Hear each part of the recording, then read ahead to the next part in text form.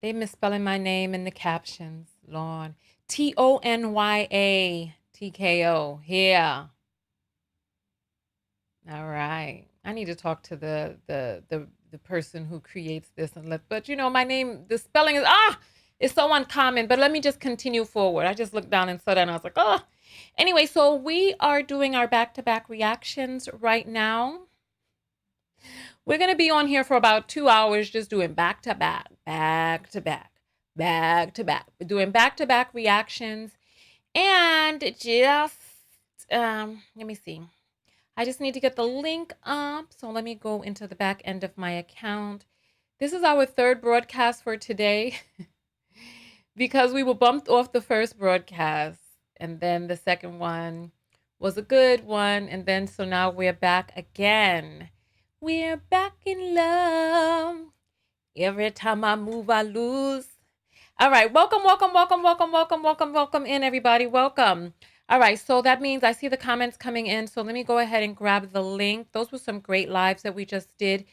If you want to make sure that you are here for the live show, make sure that you join the text notification squad. The link is in the description. There's also a way to be able to get free notifications in the description as well. So if you go to TonyaTKO.com, click on text, you can join and get text notifications, which are $1.99 a month. Plus fees, or $4.99 a month plus fees if you're international, or $22 or $50 a year, respectively, US and abroad. All right, so I am grabbing this. All right, Pretoria is in the house. Welcome, my dear. Welcome, welcome, welcome. We're going to be doing back to back, back to back, back to back. And so let's get this link here. I hope everybody is doing well. I had me a nice little meal. I had some oven baked potatoes, which were refrigerated and then sliced up and cooked with some TKO text squad, and then with some corn and kale and a little bit of tofu. It was really good. I really enjoyed it. And the tofu, I put a little bit of nama shoyu and a little bit of rice wine vinegar, and it was good. I enjoyed my meal. I really did. It was nice. I feel full. My belly feels warm inside. So I am happy. Let's see. So that just went out to the tech squad. Now the free one out. Perfect. So that has just gone out. That has just gone out. All right. Let's go ahead and get live on these other platforms. Chain or no chain? Okay, let's see. Yumokale? Yumokale? Oh, that says yummy kale. I'm like, Yumokale? I thought that was some Japanese coming in. I was like, oh, I was thinking of what did that remind me of? And it reminded me of Pamukkale, which is a place in Turkey. All right, so the text just went out. So let's go ahead and get live on these other platforms so that we could just jump into it. All right. We are live on Twitch. We're live on Twitter. We're live on Facebook. We're live on LinkedIn. And of course, you know, we are live on YouTube, where most of the people gather for the show. YouTube is, I mean, listen, YouTube is where it's been at for quite some time. Facebook, they killing themselves. Facebook or Meta, whatever you want to call them nowadays, they on their way out. So let's talk. Tonight, we're just going to be doing back-to-back reactions. Back-to-back, back-to-back. I'm trying something new with the lipstick tonight. I'm doing a red palette that's going to be out in about 2 months. They are, it took a long time to get all of the colors perfected. Where are my, these are the colors that are going to be in the red pack, right? There's going to be 5 lipsticks in the red pack. And these are the 5 right here. It is a beautiful consortium. But I also was like, okay, well, I wanted to do a nude pack. And so these are the 3 colors that I have so far for the nude. And this is the color that I'm wearing tonight with an outline of this. And so I am going to be working on 2 packs for you all that are going to be out in about 8 weeks. I also have on a gloss. So I'll show you all exactly how I do all of my lip colors because, you have to be able to have endless supply. Well, not supply, but endless creations when you do videos almost every day and you never want to have the same look twice. So with these 2 packs, you'll be able to do everything that you need to do, including have that reality TV show look, like the one I have right now. Listen, you know how they be doing it. They be like, well, I don't know what's going on with my man. I told him and she better sit. You know how they do it. I like the look. I like the light look. I like it. All right. So then, let's go ahead and just jump right into it. I hope everybody's doing well tonight. We're just okay, so there's 193 people on YouTube. None of my Twitchies are here. 41 people on Facebook. Like I said, Meta is dying. They're dying. The price range is going to be about $129. So that's what the price range is going to be. It's going to be about that. So let's talk about tonight. So we're just going to be going back to back. I have my list of videos that we're going to be reacting to here. The other day we got through the purple ones, and so now is the rest of the pink that are on the list. So we got one person who has switched over to but it's showing that nobody is there on Twitch. Okay, now it's showing a person, so they switched over. All right, so these are the videos. So let's just, I don't know if we should start with The Real Hospice Care Couple by Bourbon Bougie, or we should we say, you know what? Let's start with that because I have a feeling it's going to be some mess. I have a feeling. I have a feeling it's going to be some mess. So let's just go ahead and then just go ahead and get this party started.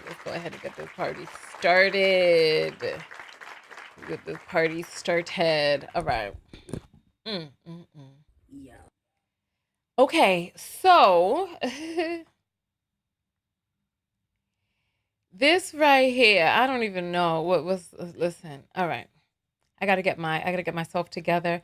This is a short or a TikTok. This is the TikTok. Oh my goodness. This is TikTok. Let me try the short. Let me go back to the TikTok. All right. So let me just go ahead and make this. I don't know why it's so. I did that, but it's because there's so many. I have to do better with all right, so here. Some of you already know Bourbon Bougie. She's really good at reading newspaper articles and magazine articles to us so that if you want to read, and you know how we have audiobooks, right? She's like the online version of like audiobooks for newspaper articles and magazine articles and data and stuff like that. So if you want to read more and you want to, she'll read it to you right there on the screen. You can go check her out. These are going to be clips, so I'll show you. This is her name right there on TikTok. You see it right there on the screen? There we go. That's how she spelled Bourbon Bougie. Like, I guess she's in the burbs, and maybe she like bourbon. Stay-at-home mom. I can see why they be drinking. All right, nonetheless. Okay. Let's just go ahead and jump into this video and see. I came across the ultimate video that really shows what muling is. It shows what being a hospice care wife is for a person who has put a person through the ringer. I'm going to show you the video and then I'll be right back. Babe. What? I need to say something. What? What do you need to say? When you met me, I wasn't a real man. A lot of things I didn't understand. I didn't understand being a man. You know, a lot of times we men call ourselves men, but we don't have no idea the meaning of being a real man. I've talked to you crazy before in my life. I've disrespected you. Wait a minute. What the hell is this sound in the back? Are those his machines beeping? He on his way out of life? Oh my God. I've mistreated you several times because of my ego and who I am. But it takes a real man to acknowledge his wrongdoings. Did he say it take a I thought he was going to say midlife crisis. Oh my Lord. Hold on. Acknowledge his wrongdoings. But it takes a real man to acknowledge his wrongdoings. And all I want to say is I apologize for the wrong that I've caused you. I apologize for us not having a house right now. Hold on. Not the hell he didn't. Wait a damn minute. No, the hell he didn't.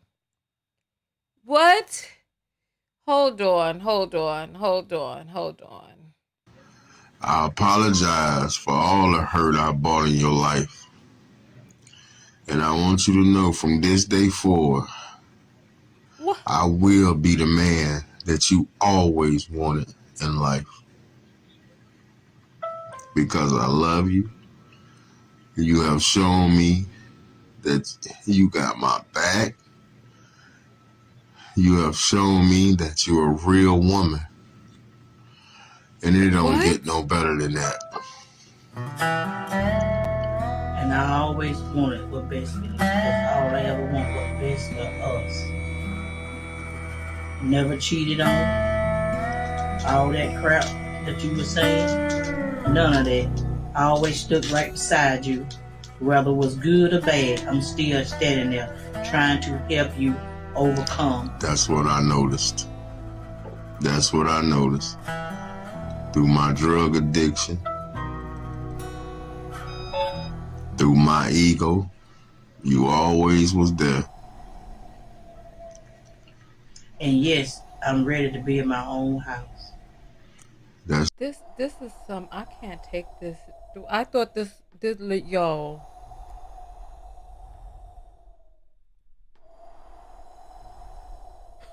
This can't be for real. This cannot. I refuse to believe that this is real. I need somebody to come and say, Tonya, why are you reacting to this skit?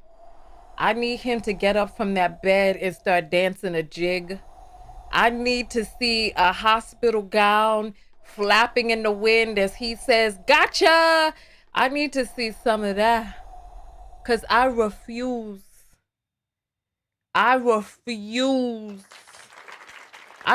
to believe that this is real. Ain't no damn way.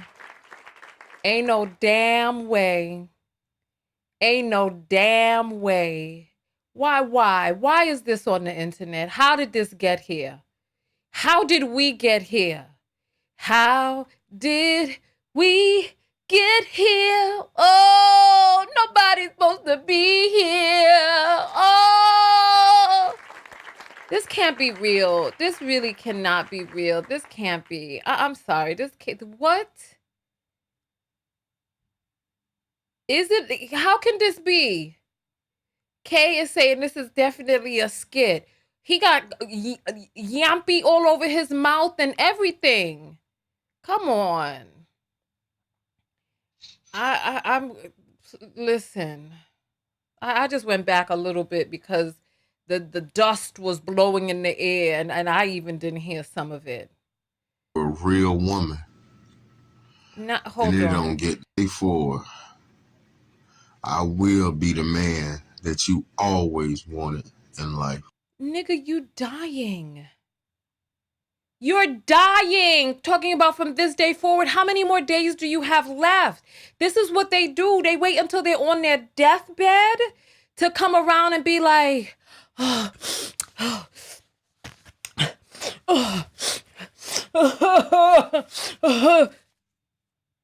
and it's like, come on, how many, your days are numbered now. Now that you need somebody to take care of you when you're on your way out of the hospital, now all of a sudden you're talking about from this day forward. What is he talking? Which comedian is this guy? Because I don't, which one is he? Let's look this up. Since you all, come on, let's see. Come on. This can't be. Come on. Because I love you. You have shown me that you got my back. Have you shown me her that you're a real woman? Real? Have you, what? And it don't get no better than that. Ladies. And I always wanted what's best for you. That's all I ever want, what's best for us. Never cheated on you. All that crap that you were saying, none of that. I always stood right beside you.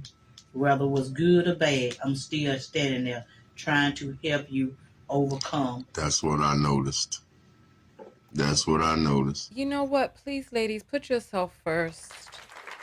She's telling him throughout it all, I always wanted what was best for you. Lady, what was best for you? What was in your best interest as a human being? The journey of your own soul. First of all, we incarnate into this life at a higher level than males. Our intuition is better, our empathy centers are better, our cognitive skills, our development is faster. And we've been taught and indoctrinated by many religions, families, societies to lower ourselves from men, to become their helpmeets and when they are the ones, they have completely switched everything. Just like black men talking about it was us in the 80s bad-mouthing them, or no, it was them. It was them. We found the footage. There's no footage of black women bad-mouthing black men. It was black women just begging for them. They have switched everything. Men are the best helpmeets. Whatever the hell, helpmates or meets. This is just dumb. We have given up our power to be there catering to and running behind lesser beings. This is dumb. This is dumb. And he's like, yeah, I knew that you was a real woman. Why? Because she was able to take abuse? This is ridiculous. Ladies, please. And you know what the crazy part about it is that we all know older women in our family or adjacent to our family that are like this. They bigger, or they got caught up in some addiction with some man, and they just have not been able to get out of this situation. This is terrible. Langungi is saying, that's it. I'm unfollowing this page promoting hatred. I guarantee not even in a relationship. She hates everything. Get out of here. Don't let the doorknob hit you with a good Lord split you, son. Let me tell you something. I'm about self-love on this page. You know what hatred is? Hatred is telling a woman to give up herself and give up her life for a man who's abusing her. She's saying, I never cheated on you, which means he was cheating. She gave up her youth, her life, her sanity, probably her health, her weight, all of that for this bum in the bed. And you're going to talk about, I hate? No, sir, you hate. Let's continue forward. You know, I was going to do a block party, but he said he's on his way out. Let him not write another message here, Mungai Gay, whatever your name is. Get out. Get out. Now I see why you said you all be here for the live shows. Sean is like, you need help laughing? This man in the bed needs help. Won't you start a GoFundMe for your brother? He probably needs some organs too after he done ran his through the ringer. Won't you go see if you're a good donor? You know what? You all are messing up my reaction. Let me continue forward. through my drug addiction, See? through my ego. See? You always was there. See? While he was abusing her. And yes, I'm ready to be in my own house. That's no problem. I can get you in that. Oh, he said he's Because gonna. I'm finna go straight and narrow. Wait, mother, that's not how houses are made. He's talking about he's gonna get the house because he's getting ready to go on the straight and narrow. So now she's about to go on another journey of effery. Now she's about to go on another journey of effery because that's not how a house is bought. You have to have the down payment. You have to have work history. You have to be able to have a good relationship with a bank. This man looked like he got a bank account. He looked like if she don't go down to the job and get the check from the employer that he's going to go drink and smoke it away before and then come home with his foot pants all crushed up underneath his shoes from rubbing out on the asphalt, shuffling along all weekend, stumbling, coming back in on a Monday morning with no money and a damn alcohol bottle in a brown paper bag. That's what he looked like. Come on. What in the world? Please, this is unbelievable. Talking about he about to go on the straight and narrow, so now she is about to go for another ride. This is how they keep them hooked. And if you fool enough to believe it, then this is what you are obviously telling us that you feel that you deserve. Come on. I don't want nothing else to drink. I don't want no drugs. I don't want none of that crap that's gonna kill me and have me in my grave. And like the doctor said, I got you there just in time. Because you didn't have a pulse hard. He sure said, did. The doctor said, you barely had a pulse when I brought you in. I understand. He had no that. And pulse. they rush you up here so they can get you the treatment that you need because they didn't have it down there. Yeah, I just want to apologize and show you the real meaning of a man. This ain't I it. own up to my wrongdoings, and I want to make things better. I love you. I love you too. Oh! What's happening? Did you see how much that woman went through to be with this man who was on his deathbed, basically? And now that he has organs rotten from the inside out, teeth rotting because he has a GoFundMe put up for his teeth, and basically a human that is going to need care forever. Now he wants to act right and be the man that she deserves. Ladies, if this is what you believe that you deserve, that's on you. Didn't we talk about I'm here that? to tell We you just talked about that. You should leave. You should leave when things get this bad. You deserve better than this. When it gets But this if you bad, don't believe long you deserve before. better, and you are there and you're going to take care of somebody better than they're willing to take care of themselves, then that's on you. Child, listen. Oh, me, oh, my. Oh, I don't know what that was, but apparently, you see, the thing about it is, this is not what a man is. Talking about you going on the straight and narrow. No. You don't just get over an addiction like that. He needs to be talking about some measures to make sure that he does not succumb to the addiction. People with addictions, they say any and everything. They'll probably promise you the moon and the stars above. Listen, oh my gosh, this is unbelievable. Look, but you know what? Let's just get right into the next one. Oh my goodness. If you all want to send cash apps during the broadcast, the address is https www.cash.app $Tonya TKO. And the link to that is also in the description of this and every video. There's also a way to be able to buy my book on Amazon, as well as join the text notification squad. All the links in the description. We're going to be reading the apples after about 3 more videos. I say let's do 5 videos apples, 5 videos apples. So this was a lot right there. I don't know what that was that we just watched. And then the whole toofus thing at the end, it was too much. Okay, let's go into something a little more serious. do a more serious video. Let's do this one next.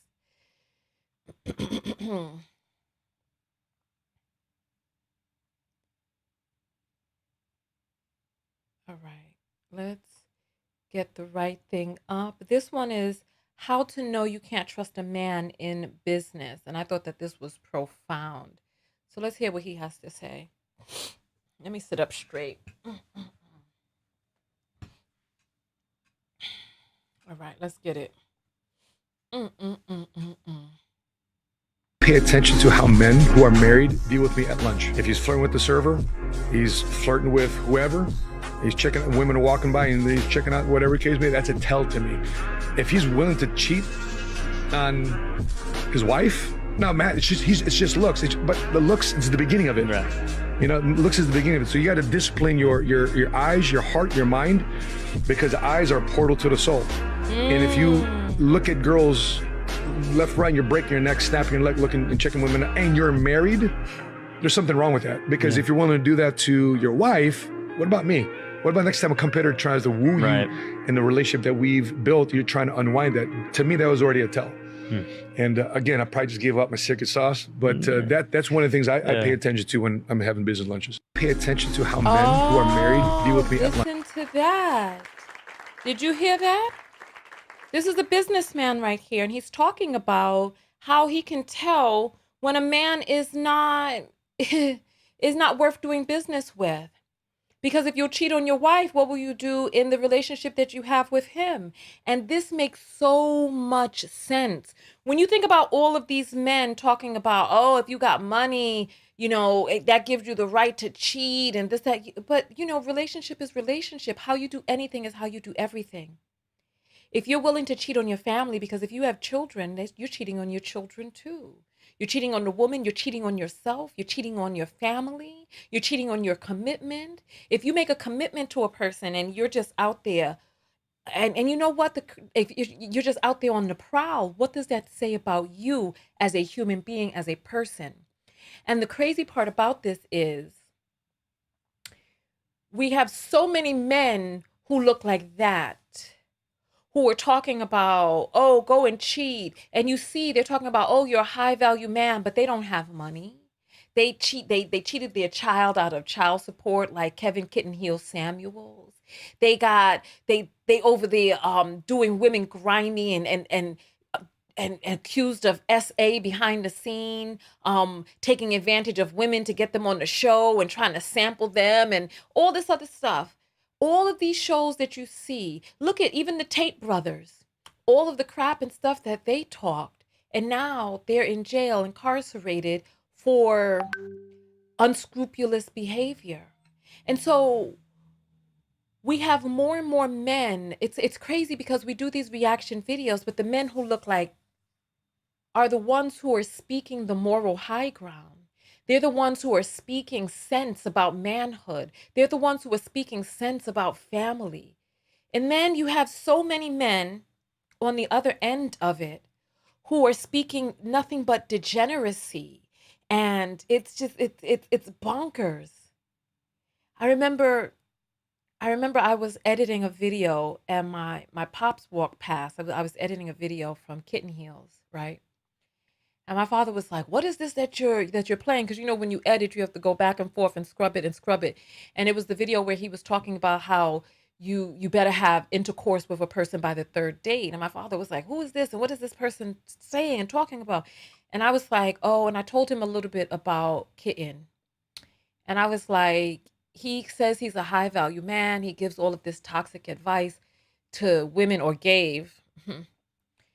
And I was like, but people found out that he wasn't a high value man. The only thing I said to my father was like, he didn't pay child support for his child. He abandoned his child when she was 9. And he was like, oh, forget it. He's not a high value man. That's it.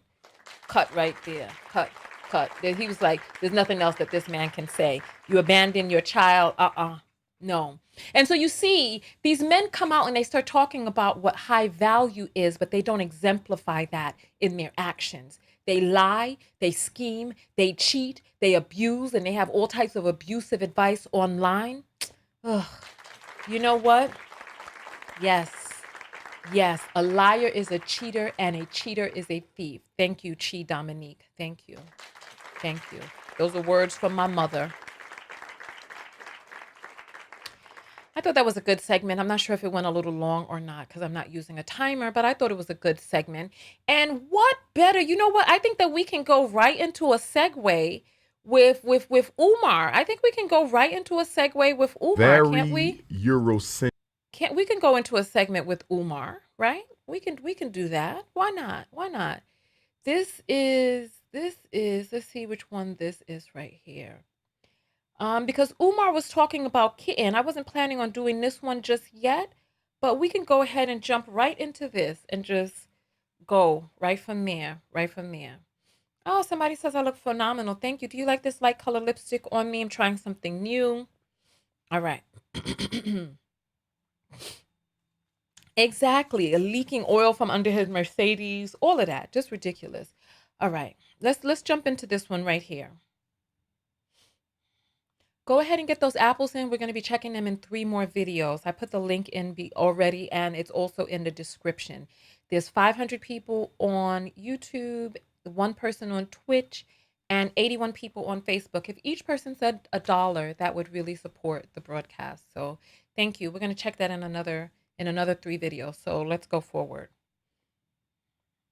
You know what? I'm not an Umar fan either. However, when we do these videos, just listen to the talking points because that's what we're talking about. It's all for reflection, really. It's all for reflection. Umar is a crook in and of himself. So let's just continue forward. I didn't support it at all. Okay. I thought it was divisive.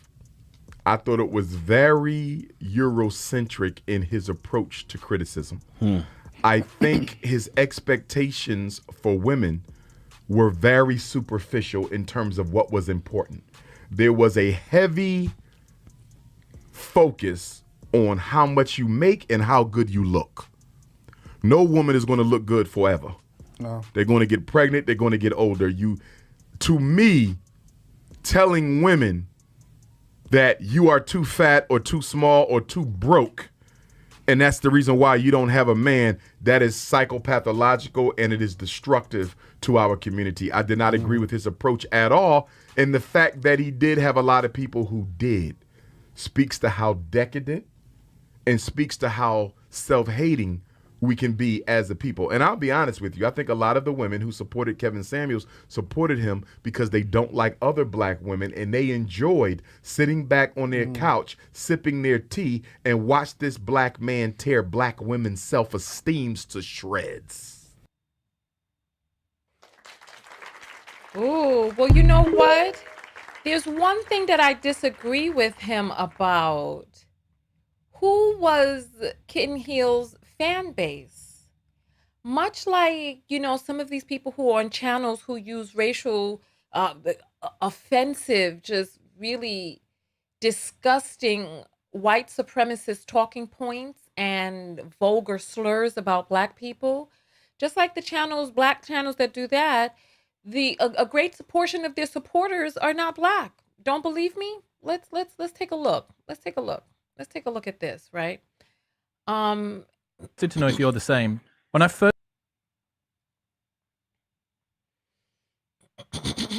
Good to know if you're the same. When I first started watching Fresh and Fit, Kevin Samuels, there's a part of me that I notice that gets satisfied by watching that. Like, yeah, you take those thoughts down, you take those bitches down. I'm like, My attention has lately been drawn to Kevin Samuels. Maybe y'all have heard of him. Every single one of his videos is, they're all very entertaining. Keep it real. Before you make a decision about Kevin Samuels, I think you need to watch more than just his viral videos that, having said that, I have watched most of his videos. I would say I've probably watched 50 hours of Kevin Samuels in the past 2 weeks. Maybe overkill. I don't know. I'm kind of fascinated by it. It's one of the most entertaining things I've seen in a long time. You see, these 1.3 million subscribers, they are not black people. these thumbnails, they are only appealing to non-black people. Kevin Samuels is tap dancing for money. Straight up tap dancing. I don't know who is entertained by black women making a fool of themselves on YouTube. But I can assure you that the vast majority of black people are not entertained by it. We are not entertained by that. Absolutely not. Absolutely not. And so you see, these people were all over the internet. Look up this word Schadenfreude, right? S-H-A-D, Schaden, E-N-F-R-E-U-D-E, Schadenfreude. Look it up. It's a terminology that describes this hunger lust that you have, this satisfaction that you feel from watching the pain of another person.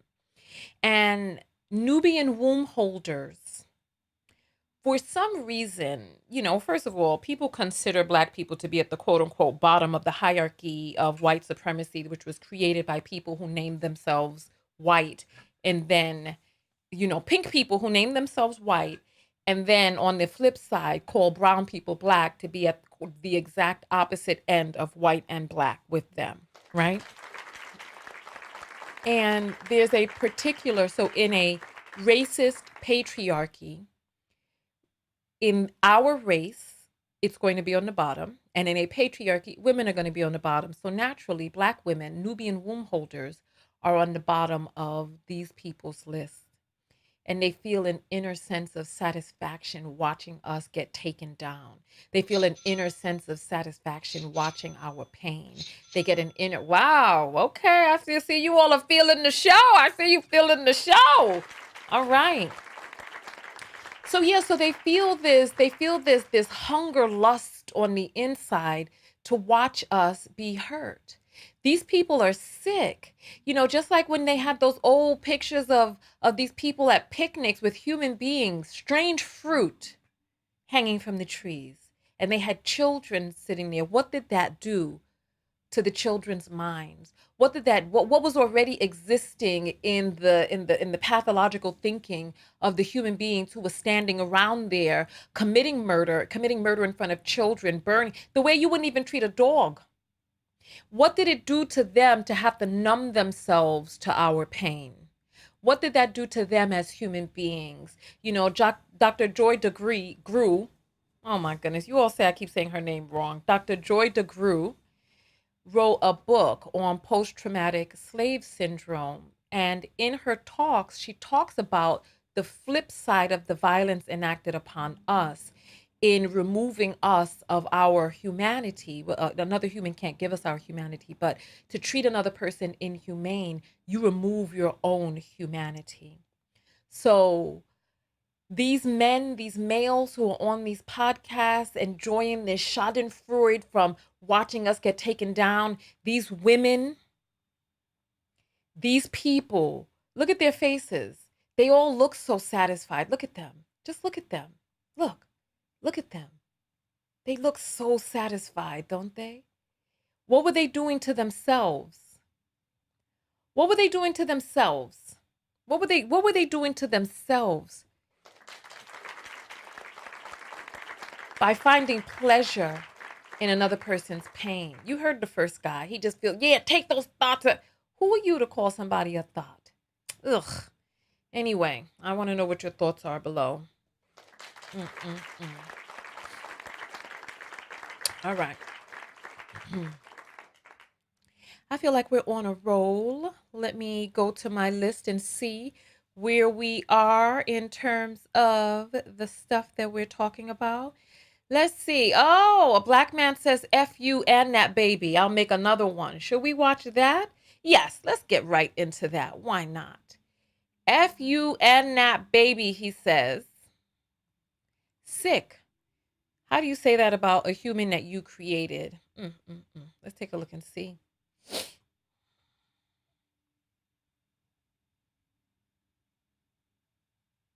All right, let's see.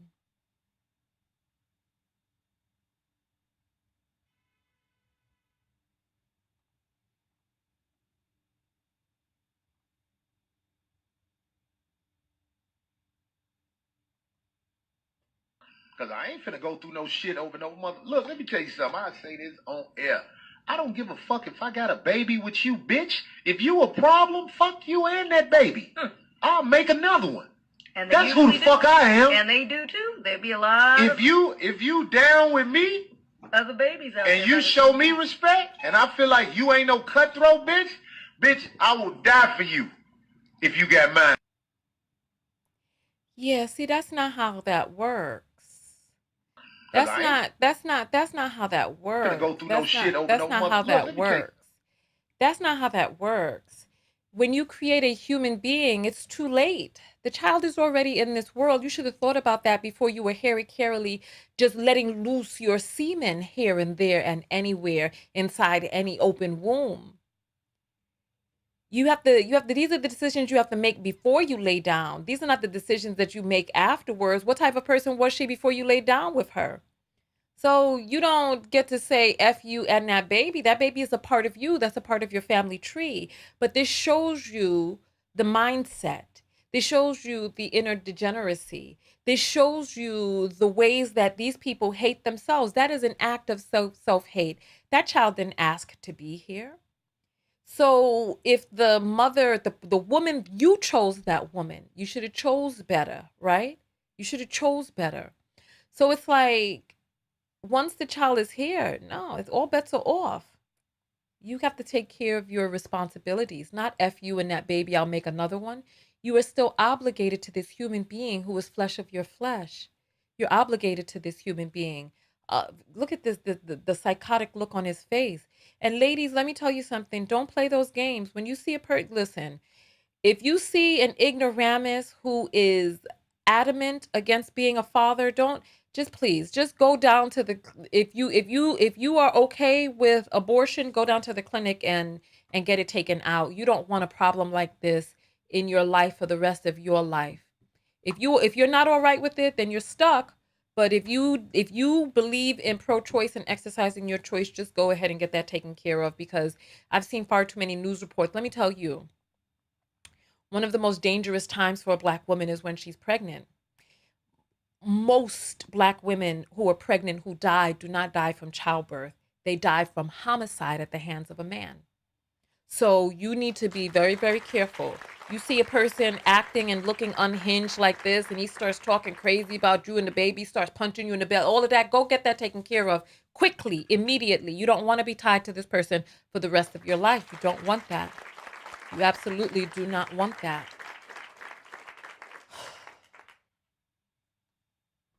All right. That segment was, that guy was nuts. All right. Let's see.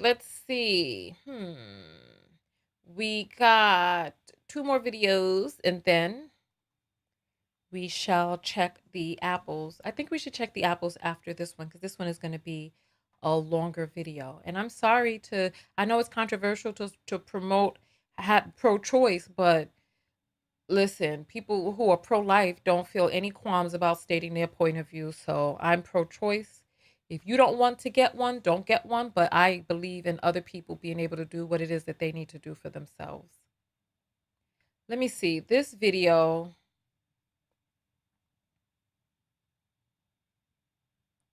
Let's see. So this video, I'm reacting to a content creator who, you know, I understand the pain of many of you all, because, what is this? I understand the pain of many of you all, because you never really know when you click on a person's stuff, whether or not it's going to be something that's going to be traumatizing to you.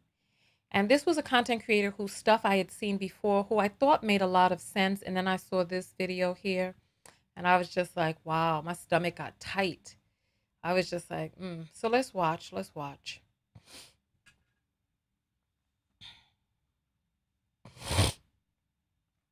Excuse me, y'all. I need to drink water before we jump into this.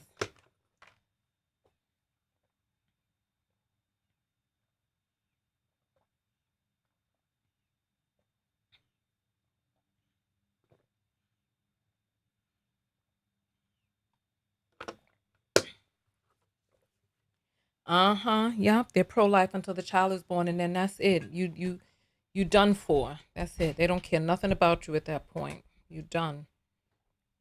You done.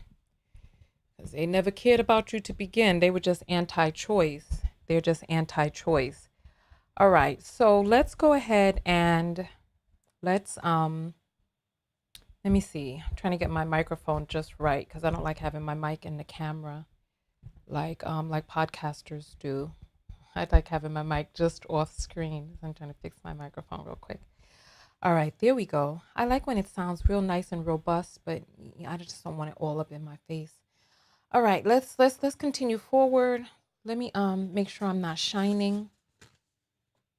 Make sure.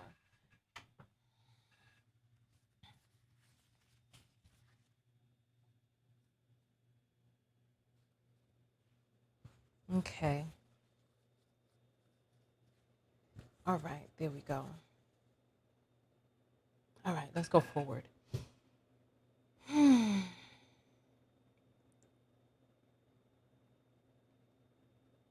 Oh, the volume is not here. Give me 1 second.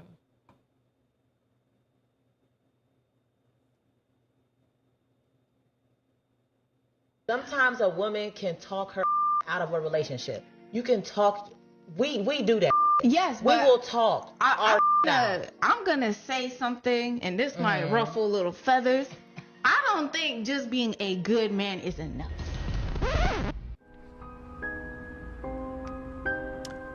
The nigga was too stunned to speak.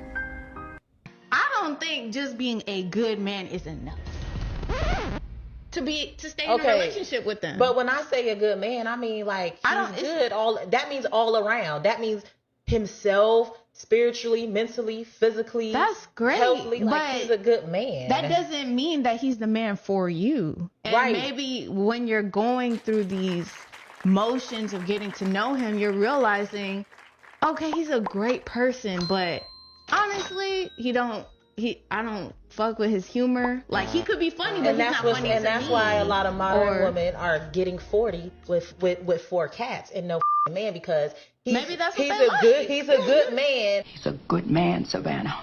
But because he's not funny, you gotta throw that out. She'll get it when she's 40. But y'all didn't hear 40's the new 20?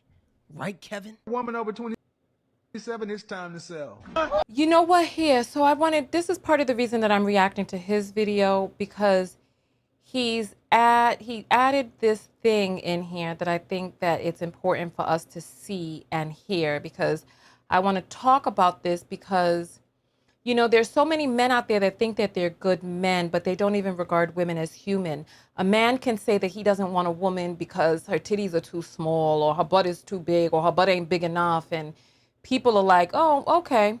Or he could be like, oh, I didn't like the type of pedicure she got. People give the autonomy to men to make any decision that they want for the type of woman they want or don't want to be with.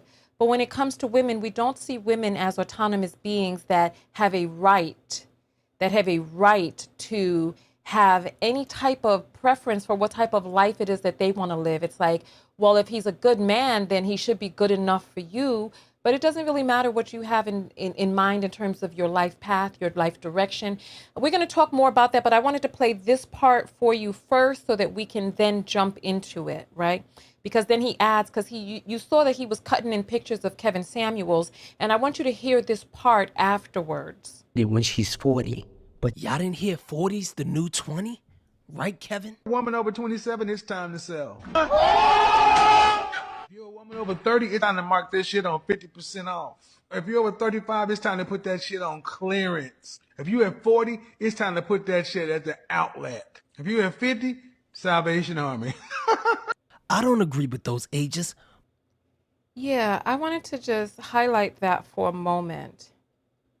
I'm glad the screen came up on 50 for Kevin Samuels on his face.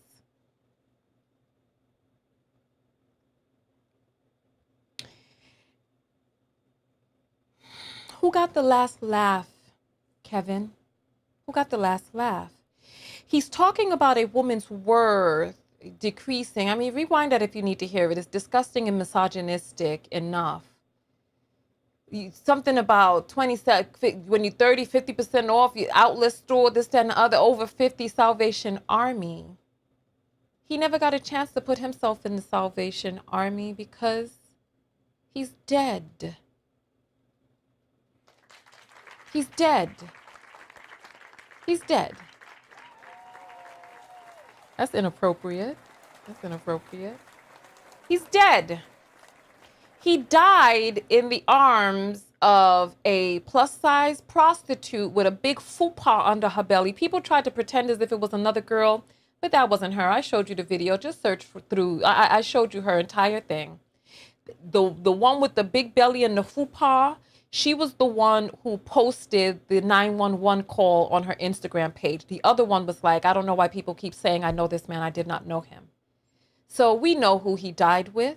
He died with a plus-size prostitute, estranged from his child since he abandoned her when she was 9. And no person who really, truly cared about him, a bunch of incels online who used him for schadenfreude. And a woman was there with him who didn't even know the number to his house, or sorry, his apartment. She didn't know the number to the apartment to even tell the ambulance. This is who this 50-year-old man was with. He was with a person who didn't know him, didn't know his information, didn't even know the address to give when an emergency, when worst came to worst. And he was out here giving his advice, and then he had the nerve to post this man's clip inside of a video about women's ages when Black men are not living like that. Come on. Women help men live longer. Other than that, they're dropping like flies, especially Black men. So that was the part that was really stupefying to me about this. Salvation Army. I don't agree with those ages, but let's continue. If you was making sweet potatoes, do you put 1 cup of water or do you put 2 cups of water? What kind of sweet potatoes? Sweet potatoes, candy yams. Candy yams? How much sweet potatoes am I making? A pot. Feed how many? Cooking channel? Do you feed how many people? 1 cup of water, 2 cups of water. How many people are we feeding? It doesn't matter? Nope. 1 cup of water, 2 cups of water. I'm born and raised African. I'm not African American, so I don't know y'all culture. But if I were to make it, I don't know, shit. 2? Sweet potatoes, you don't put no water in it.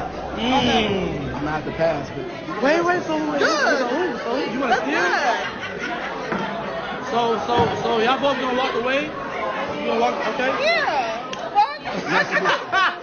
That's slave food. I don't do that, babe. I'm not a slave. I was never a slave. I don't know how slaves cook. I was never a slave. I know where my grandfather came from, my great grandfather, and where all their ass came from. Your ass don't know. You part of them. This is masculine energy. She's not used to being rejected, and she tried her best to hit below the belt, and she made herself look like an asshole. And this went viral on the internet, and if I were her employee, I would have fired her ass for that comment. Most blacks from other cultures aren't ignorant like this, and I believe all blacks should stick together. Next clip. Michelle Obama says, You know what? I wanted to just, before we got to the next clip, I wanted to just, there's a few things that I need to say, right, about this young lady right here. So the ignorance of this is stupefying, as she's speaking with a Southern U.S. accent, right? And she's talking about slave food and stuff like that. And the only person that you can really feel sorry for is her, because she's obviously going through some things about her identity, what it is that she's been taught. I hope that she's been educated since this video went viral, right? But, you know, it's not even, I see that you all are commenting that that it's not even slave food, but that's not the point. The point is that this was the direction that she decided to go in for an insult, talking about, I know who my grandfather is, I know who my father is, I know who this, I know who that, I know. But what they don't take into account is the flip side of the coin. Slavery was one side, colonialism was the other side.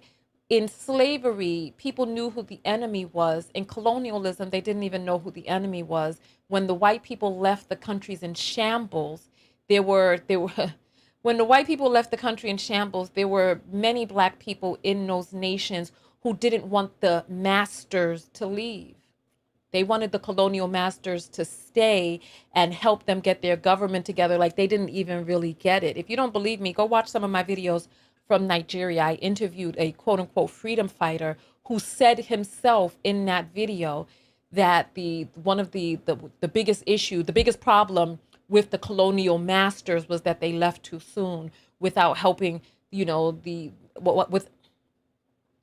helping the Nigerians get themselves on their feet, without even really understanding that that's never what it was. They were siphoning money from your land to theirs, and they left you in shambles on purpose, right?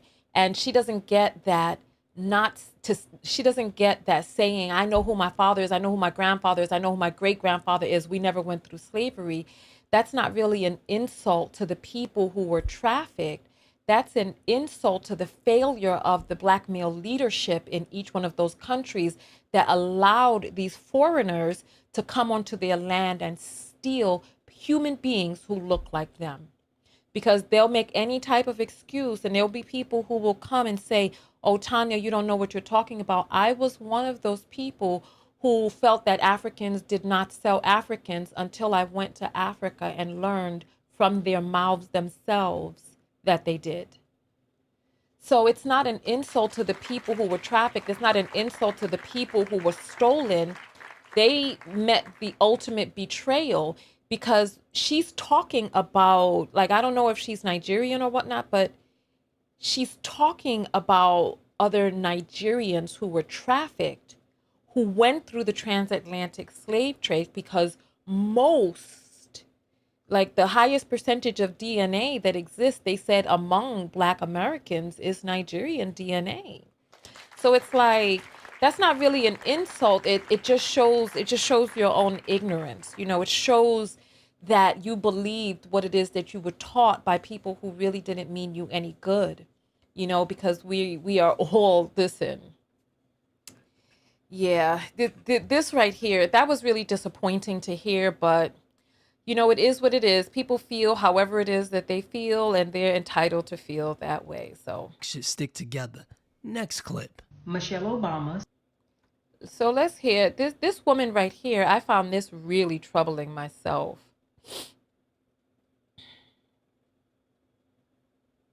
All right, let me just rewind just a little.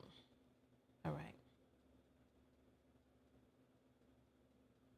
Next clip. Michelle Obama said something recently that I think she should apologize for. People think I'm being catty by saying this. It's like, there were 10 years when I couldn't stand my husband. Just in case you didn't catch that, the man that she said that she couldn't stand for 10 years just so happened to be the 44th president of the United States of America. That's kind of a big deal. Where else do you even see this? What other wife of a high-ranking official would even say something like that? That was wildly irresponsible. It was flagrantly disrespectful, and we cannot have a civil society where the First Lady of the United States thinks that her celebrity status supersedes any type of public respect that she should have for her husband, okay? She needs to apologize for that. You know what? As a Black woman, it's embarrassing. And I'm tired of that narrative. It's sickening.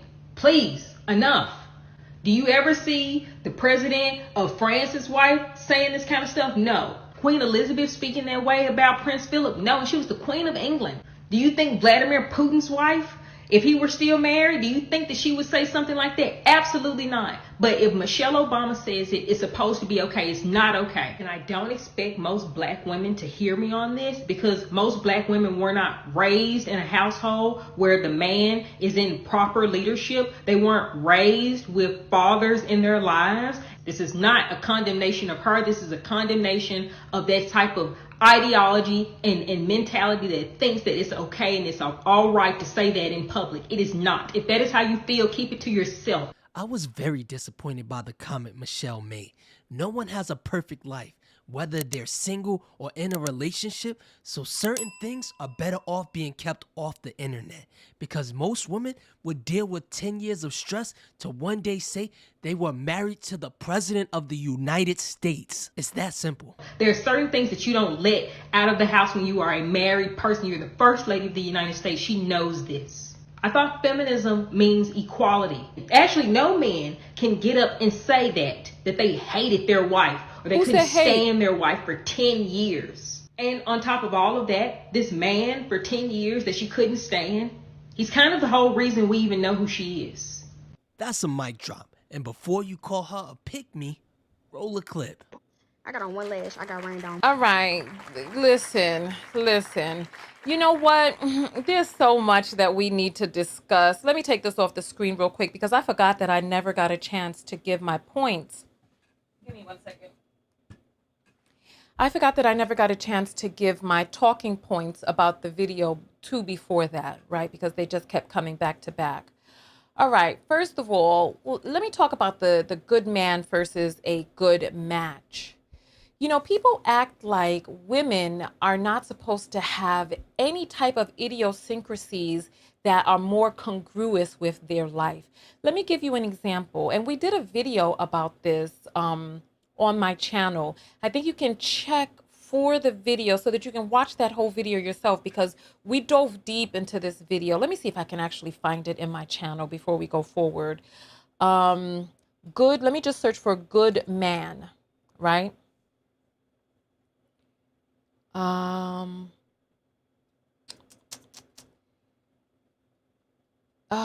Let me see. Oh, yeah, here it is.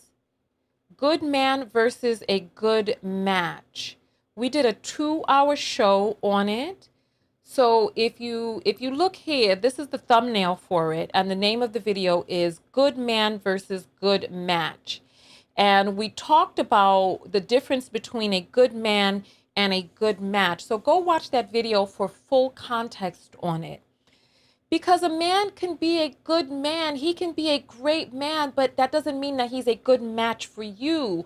We talked about Annette Larkins the other day, the woman who was the vegan in her 70s, she looked 40, and she was aligned with a man who was a raving meat eater, and he didn't want to get off of that meat. And now she's 80 and having to take care of him because he's incapable of taking care of himself. They had lifestyle incongruencies.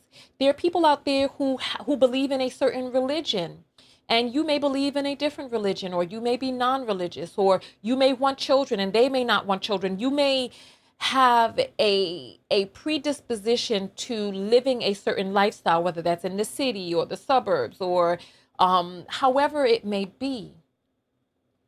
Like the things that are your core values. Now, for some people, it may not be a core value.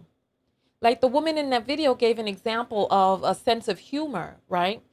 I once dated a guy who thought that Beavis and Butthead was funny. The sense of humor was a small portion of just mentality differences that just were incongruent. And so it's like, okay, so she's saying, she's saying sense of humor, but what other parts, the intrinsic part of that person that makes them find a certain thing funny?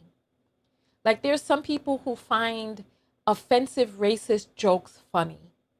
Is it their sense of humor that's an issue, or their ideological differences that exist inside of them, core differences that makes them find certain things funny? There was a guy who came to my video that we did the other day about Lil Duval and those predatory, perverse texts that he made, or the tweets that he made about his then prepubescent daughter, talking about the capital R word and SA on her and dogging her out so that no other man can. And go look at that video. Just search for Lil Duval in my videos. And there was, you can look in the comments right now.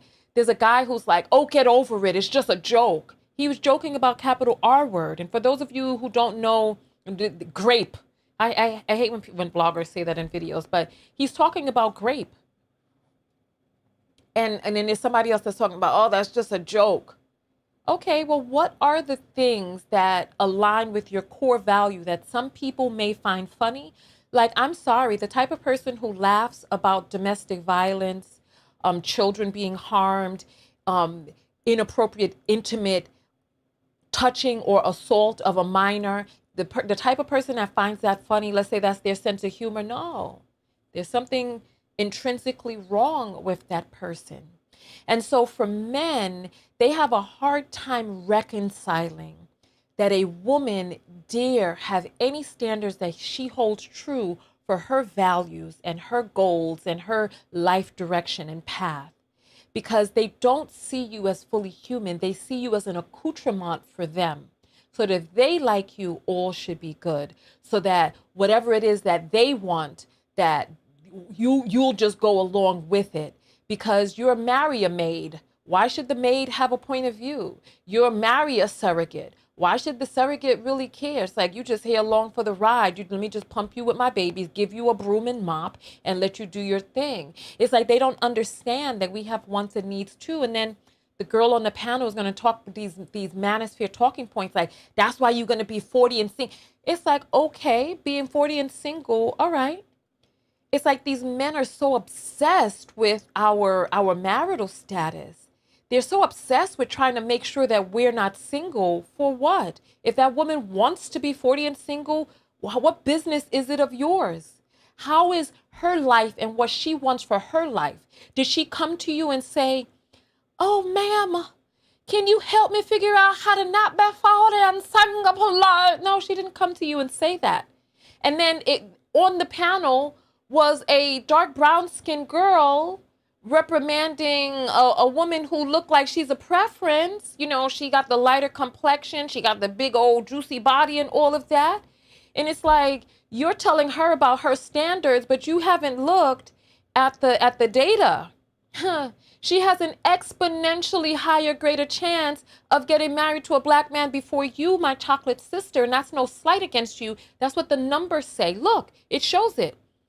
In the black community, light-skinned women are the first to get married, and it gets exponentially lower chance the browner you are in our community. So it's like, don't sit there and reprimand her. She can put men back into the pool if she wants to and still be able to come up with another one before you get one. So you don't have to talk to her about being 40 and single. You need to be figuring out on the inside of yourself what it is that you're willing to do and not willing to do, so that you're able to get into a relationship that's congruous with what it is that you want, that's congruent. So that you're able to get into a relationship that is congruent with what it is that you want. All right. So that's to finish up that segment. And now let's talk about this girl right here. Let's talk about this girl right here. Let's get into this here, because this girl, she's a what did I have this on? Why is this not the right one? Oh, because it's not. All right, there we go. All right. 32 Rose Petals is asking, how much wood do you need to build a house? Is she up to speed with the video? Because maybe she's talking about that man in the bed. Me no know. But nonetheless, so all right, let's talk real quick. Okay. So this young lady here. Okay, hold on. Let me fix myself. Let me fix up my chains and all of that. My 2 chains. These people with their ignorant names. Tonya Zion says there are exceptions. Of course there are exceptions. Yeah, there's no hard and fast rule. We're just talking about the data. The data will tell you. Go ahead. Go ahead. I'm just telling you what the data shows. All right, so let's talk about her right here. Let's talk about her. Now, you know, you see her sitting up there with her hair in her TWA, her teeny weeny afro, all crinkled up and all of that, because that's what these men say that they like. But the data shows something different. The data shows that when they have an opportunity to pick, that they pick different than what it is that they claim that they want. They say that they don't want XYZ, but if one of those IG baddies gave him the time of day and was like, yeah, as long as you marry me, he'll be running to City Hall to get some paperwork for her, right? But they sit up there and they call women masculine when they behave in the same manner as this woman is behaving right here. So she's up there, she's their attack dog, and they are fine with having that masculine energy when it's coming to defense for them. But it's funny how they never seem to be able to find their way into getting the pick-me's to get them off or the mammies to get them off of the single market shelf, right? They have all of these different requirements and all of this different needs and love and lust for them to be able to be on the attack. Who's calling her masculine for this behavior? Michelle Obama, this, you need to apologize. If she was talking about them, they would be calling her masculine. But this same, and first of all, this is not masculine energy. You know, there are many different variations of feminine energy that range from the feminine energy that creates flowers to the type that creates thunderstorms and tornadoes and rips your house out the ground. There's a feminine energy that exists with, you know, babying a person, as well as the feminine energy that exists with protecting that baby and taking a life for that child which you're protecting if you need to, if need be. So there's a wide range, and far too many of us are looking at Leave It to Beaver and all these 1950s shows and trying to go back to a simpler time because so many of us are acting so regressive. We're acting like we're not in 2023, and if those 1950 days aren't over because Black people didn't really get a chance to participate in those days. Like, I mean, first of all, Black women have always worked. We didn't have those across the board Leave It to Beaver days. We came off the plantation working, and then as quiet as kept, we were being put to work by the pimps outside of the plantation. Listen, you're not ready for that conversation. You ain't ready for that conversation. But let's get back to her, right? Michelle Obama, the Obamas in and of themselves were a different type of family. First of all, he was the first biracial president that we had had. He was the first president of color.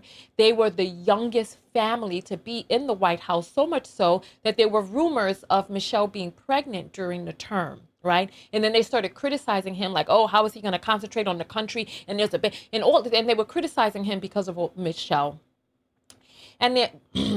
And they were criticizing him because of these pregnancy rumors. So they were a different type of family. First of all, Black people have a different air to us than other people. We are innovators. We are creators.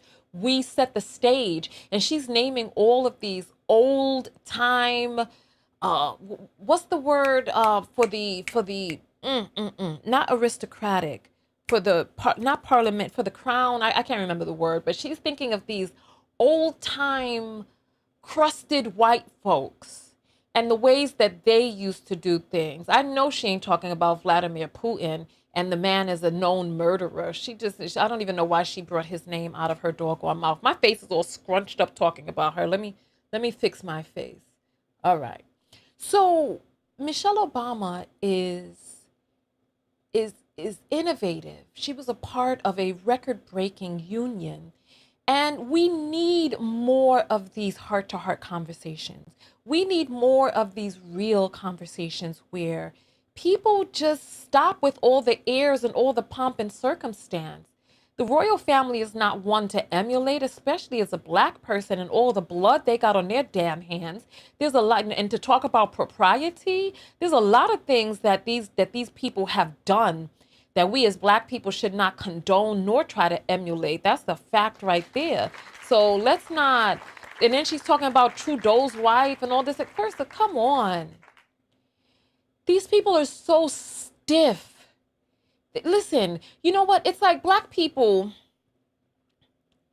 they spend so much time wanting to be like white people until those white people adopt the ways of black people and then repackage it and give it right back to you. Remember all of the time that black people talked about how twerking was vulgar and this and that? Until white women came out and then started twerking and started offering twerk classes and then usurped what had originally been ours and then sanitized it in their whiteness and then fed it back to us.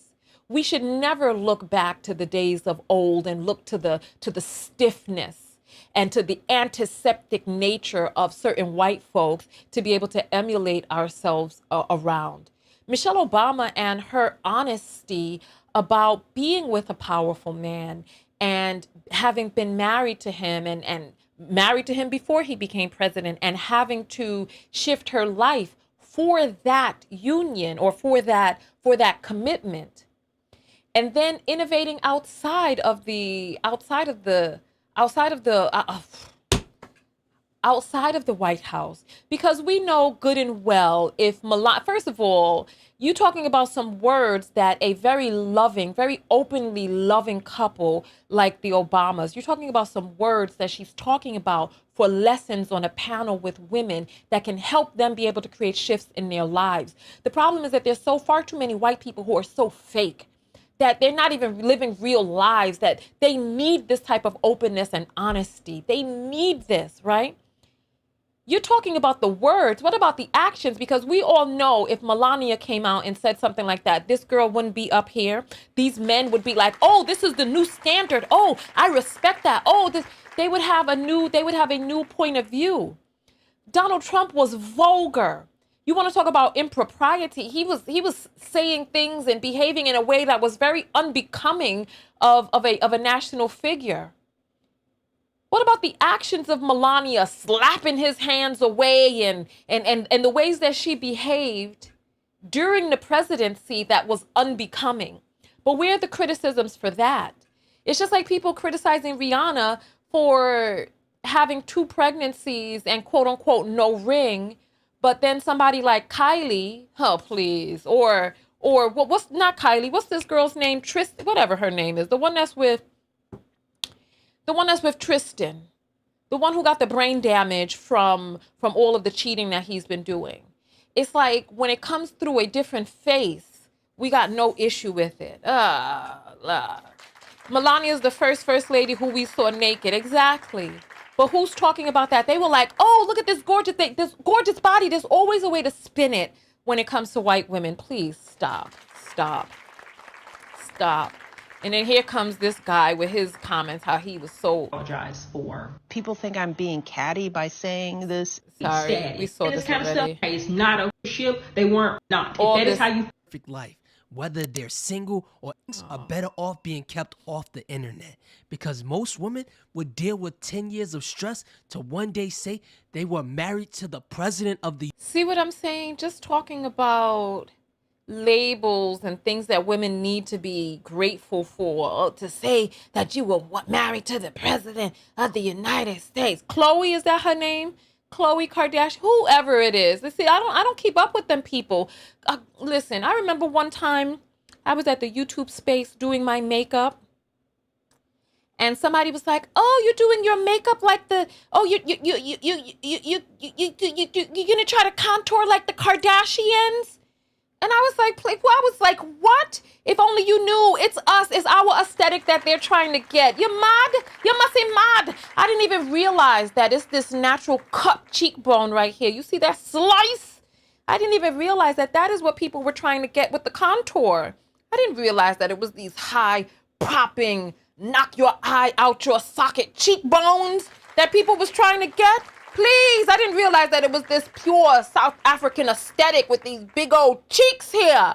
I didn't realize that is what they were going for while they were taking all types of dark powder, jamming it on their face to get what the ancestors gave me naturally. Hey, yay, hey. All right, let's continue forward. The United States. It's that simple. there's certain things that you don't let out of the house when you are in their wife. Mic drop. And before you call her a pick me, we already roll the did. Clip. I got on one.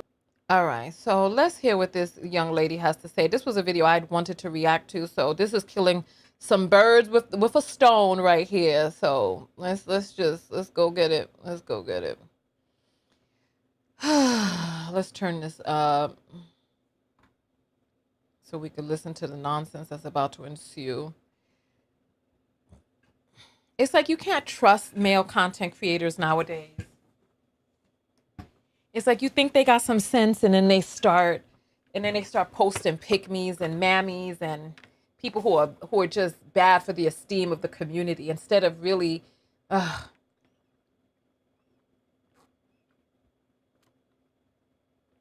Mmm. Mmm.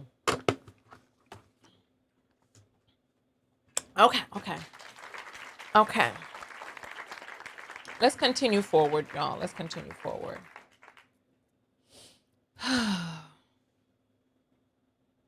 Oh, thank you, Khadija. Oh, we were supposed to check the apples. Oh my goodness gracious.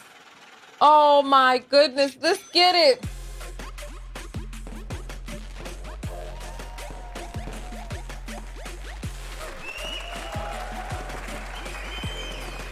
Hey.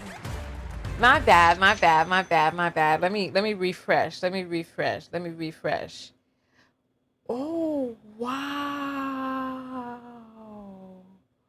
Oh, wow. You know we gotta do it. Here. You hear that?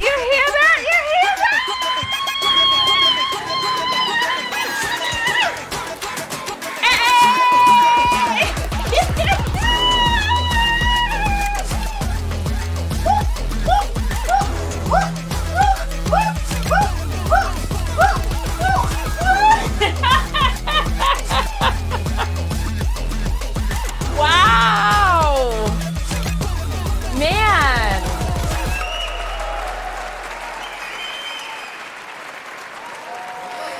Oh my goodness. Well.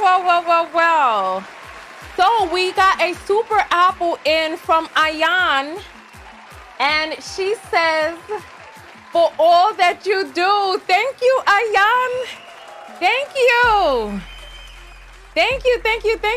you. We really appreciate that. I appreciate the love. I appreciate that. Let me, we have to start down at the bottom so that I don't lose my place. Latoya sends $1 and says, someone in the comments said you are 47. You look great.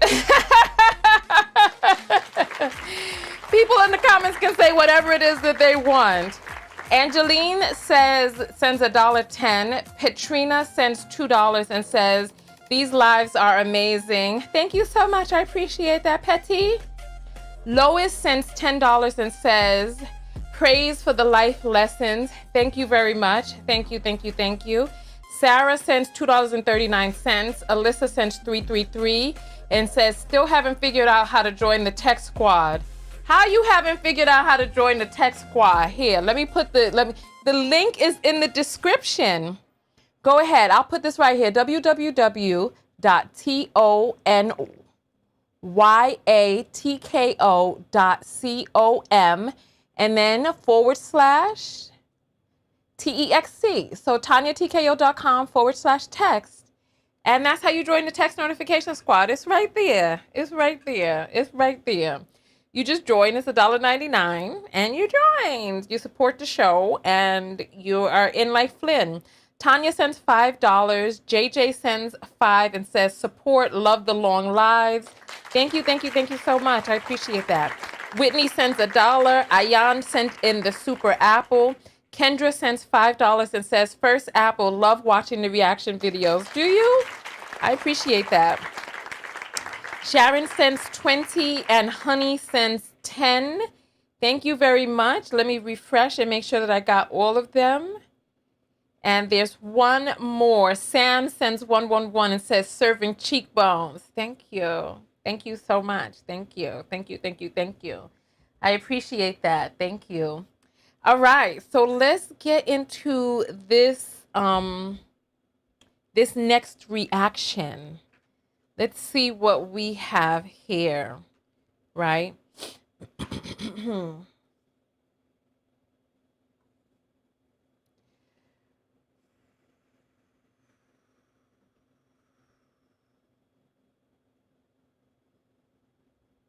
All right, so here, let's see what this is about.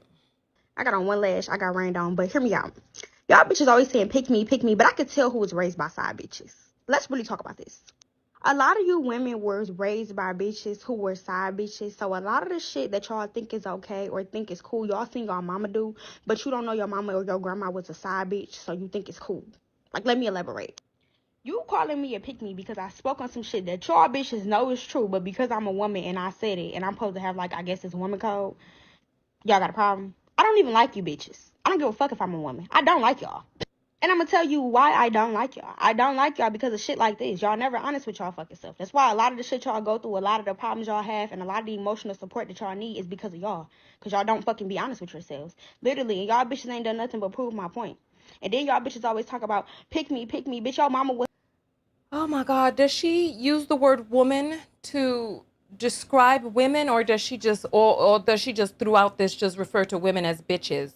I'm curious because I guess she's speaking from a plane above others. I don't know. Y'all bitches always talk about pick me, bitch. Y'all mama wasn't picked. That's why you think the way that you do. You've never had a real male figure in your life to really be real with you and tell you how men really think. Y'all be listening to these little ass boys that y'all think is y'all friends for real, and these niggas literally just be trying to fuck y'all. They don't tell you how men really think about y'all. The shit that y'all be doing, that dumb ass going back to niggas every single time they fuck you over, or always calling these niggas with y'all business and advice, they be cooking y'all ass behind the scenes. Like I said, a lot of you bitches were raised by side bitches. Bitches that wanted to be picked. So y'all think the shit that y'all doing is okay. And I bet you if you go in the room right now and look at y'all motherfucking mama and see how her life turned out, you gonna listen to what I said and know that I'm right. Have a good day. Other than having them eyelashes on, I approve this message. I'm out. Sometimes a woman can. So hold up. So he decided, hold on. So he decided that his commentary was going to be about her damn eyelashes? Talking about other than having them eyelashes on. Listen, dear, you know, people speculating about how old a woman is or isn't or all this, that, and the other. She's talking about people listening to little boys. Dear, where are you getting your advice from, honey? Really? Where are you getting your advice from? I mean, life is the best teacher. We have so many people on the internet, and then with the amount of bitches that she was using in this, I have to question a lot. You know, I have to question a lot about what is actually being communicated here. It's I don't know, it's bizarre to me. It's bizarre because everybody is speaking as if they got the blueprint, as if they got the code, especially when they are, what, 2 days out of high school? Come on. I don't know. I don't know this young lady. I don't know whether she is a pick me or isn't a pick me. I don't know what it is that she was talking about when someone decided to scream out and call her pick me. All I know is that life is a journey, and each person has to live their life. At the end of the day, part of the reason that I focus on self-love is because there's no real blueprint for relationships. There's no blueprint for how men act or how women act. People are different. Each person is different, and each person has an individual journey that they're on. And some of those journeys are going to have mistakes. I mean, people can tell you a million thousand times over what something. I remember when I was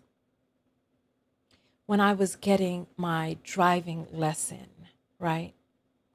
I was getting a driving lesson, and the driving lesson was in a classroom setting.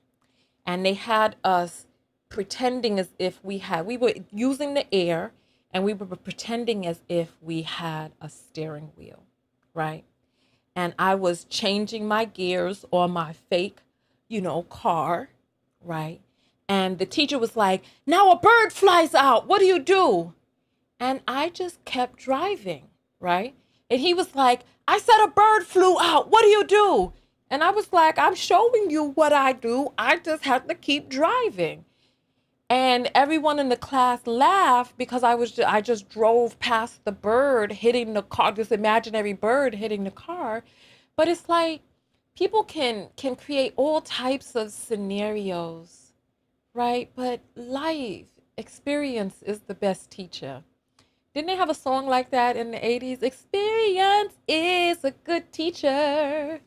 It takes one like me to know. I don't know the song, but you know the song. You know the song. You know the song. That's loud, my bad. But yeah, so it's like, here we are calling people names, bitches and this and that, and I don't know. I just say, rest, little birdie, rest a little longer. Rest, little birdie, until your wings are stronger. We have men who didn't pay child support and didn't take care of family and didn't have money talking to people about being high value men. We got 20 somethings over here, even if she is even in her doggone 20s, giving people life advice.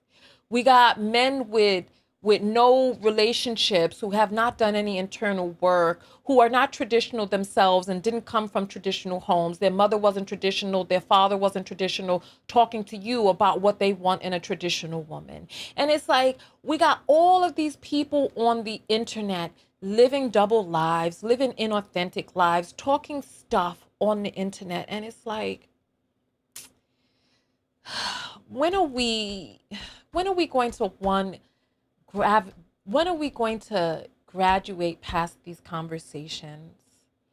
And when are we going to really start giving people the autonomy to go on their own quote unquote hero's journey? Okay, so let's say a person's mother was a side piece, right? At the end of the day, how do you break those patterns? How do you break those habits?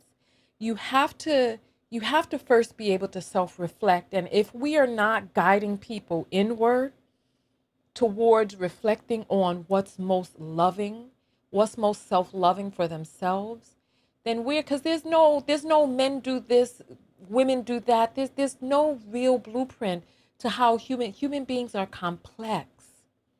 And I don't know. And she's talking about, she could tell how can you tell when somebody was raised without a mother or a father? What research in psychology have you done, dear? And then we got men who prop up women who speak their talking points, and they get some sort of dopamine hit from the accolades. And you know what? We heard from that man the other day who was talking about how he's going to teach his daughter that a man is the most important thing to have in your life, or the most important above job, career, your own life goals and directions, all of that a man is the most important thing. And it's like, okay.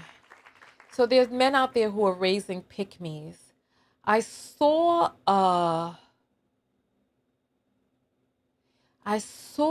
piece the other day. I saw it earlier today. And I wanted to speak on it, but I wanted to get my talking points together before I spoke on it. But you know what? Let me look through my history real quick, because I can just wing it. I can come up with my talking points right here on the spot. Where is the video that I saw today? It was a video where a woman was talking about how fathers,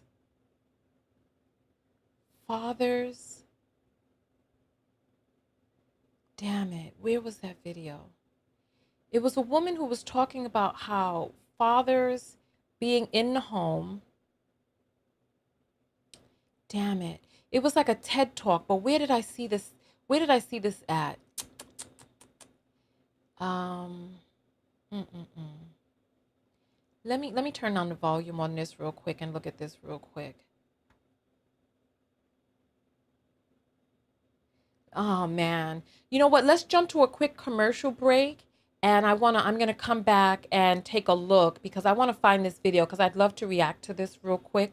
But I don't remember where I saw it, which platform. Give me just 1 second. We're gonna be back in a minute and 11 seconds after the commercial.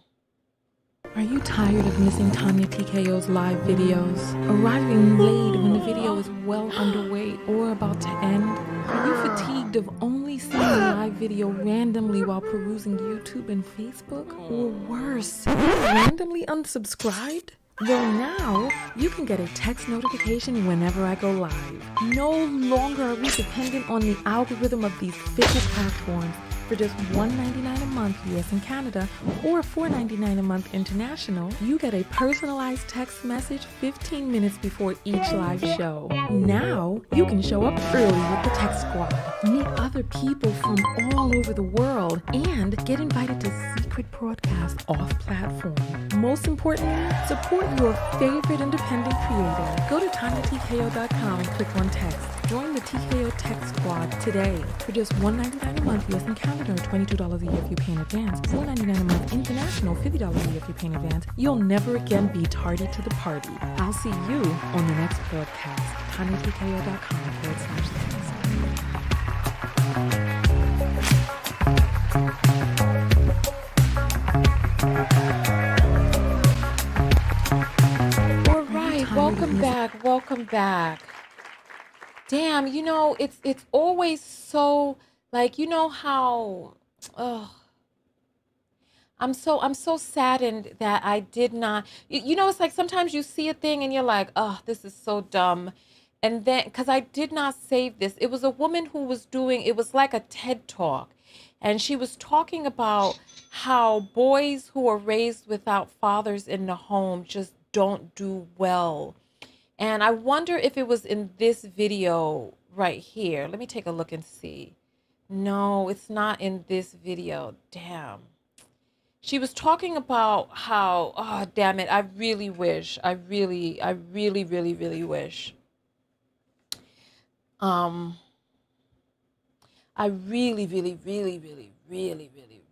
wish that I had. You see, the thing is, there's so many different platforms. This is why I like for people to send me stuff on my website. You go to TonyaTKO.com, because I'm not, give me 1 second. So yeah, so the thing for the commercial for the text notification squad just played, right? So make sure that you join the text notification squad. Join the text notification squad. Let's see. And let's see. Join the text notification squad. Get a text whenever I go live. Let me go through my watch history on TikTok and see if I find this video. Damn, no. Yeah. You know what? I'm gonna have to search for it, but that's definitely something that I want to react to because it was all right. I want to react to that, but damn it. All right. Yeah, I'm gonna find it. Have any of you seen that video where she's like, oh, you know, talking about what the issues that boys have when they're raised in households without fathers? And she was talking about, I wanted to talk about that real quick, but it doesn't matter because we have a whole list of videos that we can go through that we have not yet gone through. So we just finished going through that video here. So let's look at this video where this trans woman is saying that trans women are real women. Trans women are real women.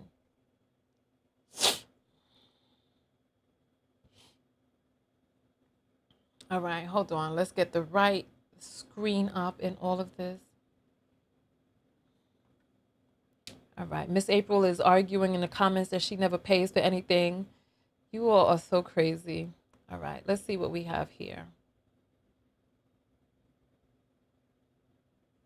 All right.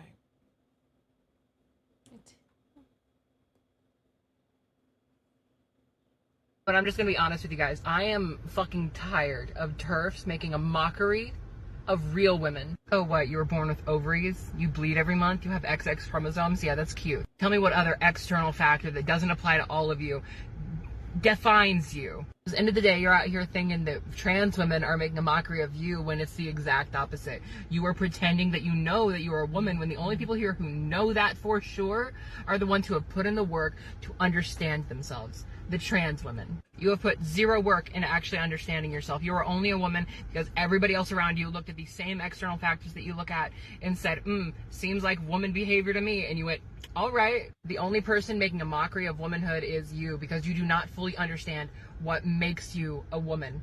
Stop harassing trans women. I don't even identify as a woman and I'm more of a woman than you. It's okay to be scared of cishet men, but don't take it out on people who aren't even a fucking threat.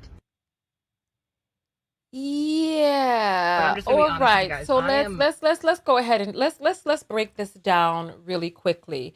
So this person on the screen is alleging that what makes this person a woman or what makes anyone a woman is going through the work to understand that they're a woman or declaring that they're a woman. No, science. Dear science. Science has already come up with a definition for what a woman is. A woman is an adult human female, period. That's it. Let me feel like my mic has gone down really low. Testing. Okay, testing. Let me know how my mic sounds. A woman is an adult human female, period. That's it. XX chromosome, XO chromosome, that is what a woman is, the adult of that. Science has already come up with the definition. The definition is, and then this person says that the only thing that makes a person a woman is the external features that all share. Well, no, dear. If you felt as if you could be a woman without going to get the surgeries to get those external features, then you wouldn't need to go get the external features to then mimic or pantomime your version or your idea of what woman is, and you wouldn't have to take the hormones. Listen, there is a biological definition for what a woman is. Now, people can say that gender and sex are two different things, but male, female, those are sexes. Those are the sexes. Science already defined it. The female of a species is the one with the larger, fewer sex cells. The male of the species is the one with the smaller, more abundant sex cells. That's how scientists can tell across any species which is the male or the female of that species. How do you tell which is a male or female seahorse, or male or female platypus, or male or female anything in nature? And the definition that science has given it, the female is the one with the larger, fewer sex cells, and the male is the one with the smaller, more abundant sex cells. That's it. That's it. And when it comes to human beings, the adult is, the adult version of boy and girl is man and woman. You don't have to do anything. You don't have to participate in any type of behaviors. You don't have to look a certain way. Science took care of that definition for you. And I think that it's very strange, this whole phenomenon here, the videos like this and conversations like this, where people are calling people cis this and turf this, and it's a very masculine trait. This is what men do. Men do that. They do that in the gay community. They do that in the heterosexual community. Men do that type of stuff, giving all of these labels and having to have everything categorized and labeled, and Pookie and Ray Ray and HVM and cis het and turf, and calling people all of these different names, regardless of the fact of whether or not you consent to be called those things. I don't consent for anyone to call me cis nothing, unless you black and you calling me cis, But not to call me no cis woman. I don't need nothing in front of woman. I am a woman, period. Point blank, period. I'm a woman. You don't need to add anything else. If you choose to do whatever it is that you want to do to contort yourself and change all this and give qualifiers on what type of woman it is that you're saying that you are, then give the qualifiers for yourself.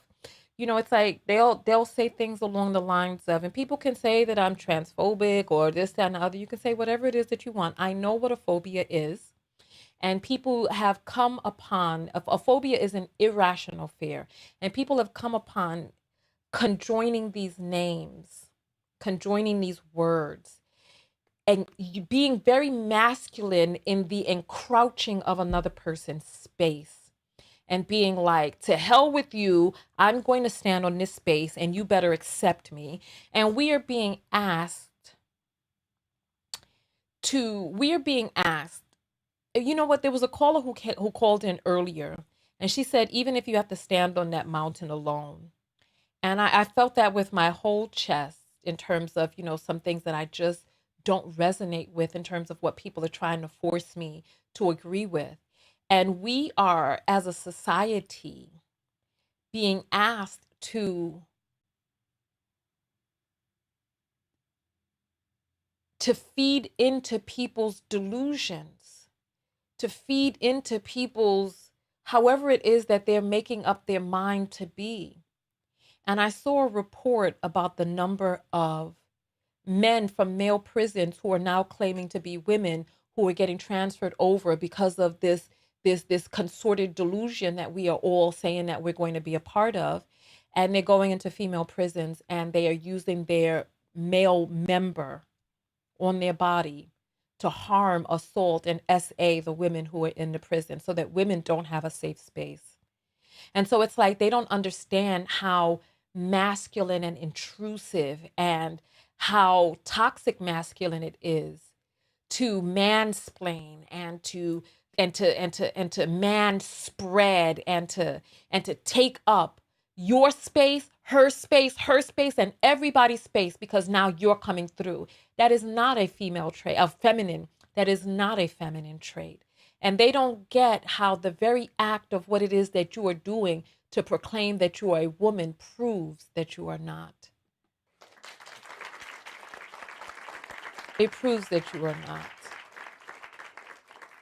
So somebody said at this point, it's just mental illness. And listen, I understood from when we had the 8 hours of live shows talking about and speaking to people who are transgender, that each and every person who says that they're transgender is in some way dealing with some mental unwellness and they don't want to admit. And that's like, people feel like that's an insult to say, but there's a mental unwellness into thinking that you were born in the wrong body and then going through you can do what it is that you want to change on the outside, but we got people now wanting to change their birth certificate and trying to alter history and trying to pretend as if they weren't socialized.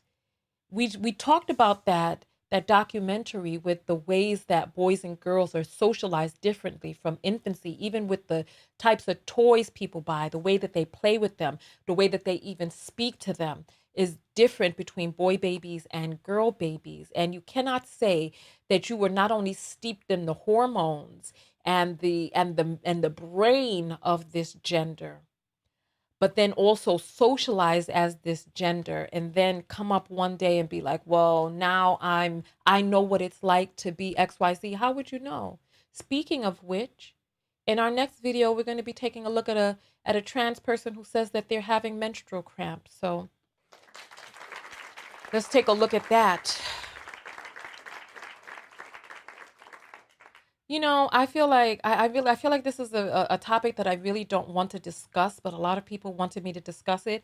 But it's very tricky. It's very tricky to talk about this trans issue because I know when I put this video up that I'm going to catch a lot of flack for it. Excuse me. I know that I'm going to catch flack for it. So I guess it is what it is because, you know, they know how to jump and how to and how to gang up on people, right? They know how to jump and how to gang up on people. So let's see what's next on the list. Trans woman menstrual cramps. Let's take a look and see what we have here.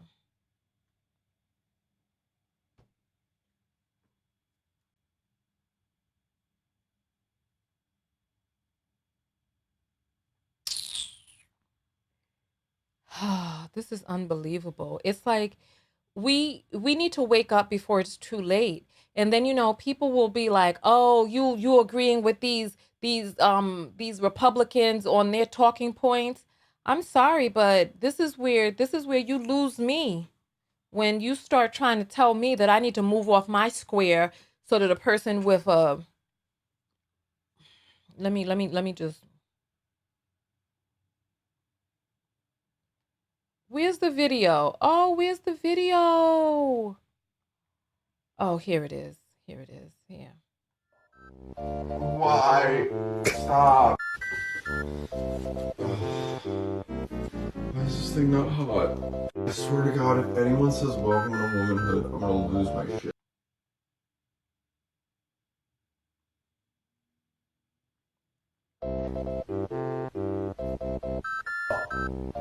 Why? Stop. Why is this thing not hot? I swear to God, if anyone says welcome to womanhood, I'm gonna lose my shit. So in case you didn't hear that, this person says, "Oh, if anyone says welcome to womanhood, I'm going to lose my shit." Meanwhile, smirking and laughing, happy to be inducted into this female rite of passage. No, motherfucker. Excuse my language. Let me start this again. Let me start that again. No, nobody is going to tell you welcome to womanhood. You need to take your white ass to the goddamn doctor and see what the fuck is going on with your kidneys, your intestines, your fucking liver, or something. Because if nobody has explained, you know what? Let me rewind and start again, because I don't want to start this, because I'm gonna cut these up into smaller parts, and I don't want to be cursing nobody out in the smaller parts. Let me get myself together. Let me get myself together. No. No one is going to tell you welcome to womanhood. You need to take your ass to the doggone doctor and see what is the matter with your intestines, your doggone bile duct, your liver, your kidney, your pancreas, or your appendix. You need to go to the doggone doctor and see what's the matter with you, because in case they didn't teach you, because I don't know how long it is that you claim that you've been identifying as a womb holder, but I don't know if they didn't teach you this in childhood sex education class, but the cramps from menstruation comes from the uterus, dear, and that you do not have. Your insides are empty of a uterus. There are no cramps. So, baby, if you are feeling some pain, you need to go to the doggone doctor immediately, because there's no phantom uterus, there's no cramping, there's no uterine lining, there is none of that. There is something going on with your doggone gallbladder or your intestines, dear, or them hormones that you're pumping yourself up on are having some sort of adverse reaction on the inside, and you may be in physical crisis, dear, because there's no uterus in there. There is no capacity for you to hold human life inside your womb, dear. No, we're not going to play this game. This is where the buck stops. The buck stops here. No, those are not period pains. Those are not. Let me just explain something to you. Those are not. I don't know what it is that you're going through, but honey, no. Listen, no, and so, with the heating pad on and all of the pantomiming and all of this buckling over, and oh, if anybody says welcome to what, no one is getting, look, the face with the smirk on there. So pleased, because this person may feel like they're a 12-year-old girl now for the first time going through the rites of passage of womanhood. No, I don't know what's going on with you down there, and whether or not maybe your testicle is sucking back up into your body, or what are we gonna call this? your outside external man ovaries. I don't know what it is that you want us to call your nuts. I don't know if your nut is sucking back up into your body and beating and beating up, like that little thing in the boxing. I don't know if that is what's happening on the inside of your body, but no, there is no uterus there. Stop this. Stop this.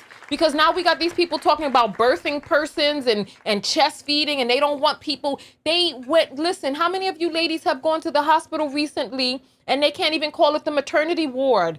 They can't even call it, they can't even call you a lactating, can't call it breastfeeding, gotta call it lactating human and all this. No, this is too much. It's like, somebody just read on the screen, somebody said the person got chlamydia. Something's going on. Something.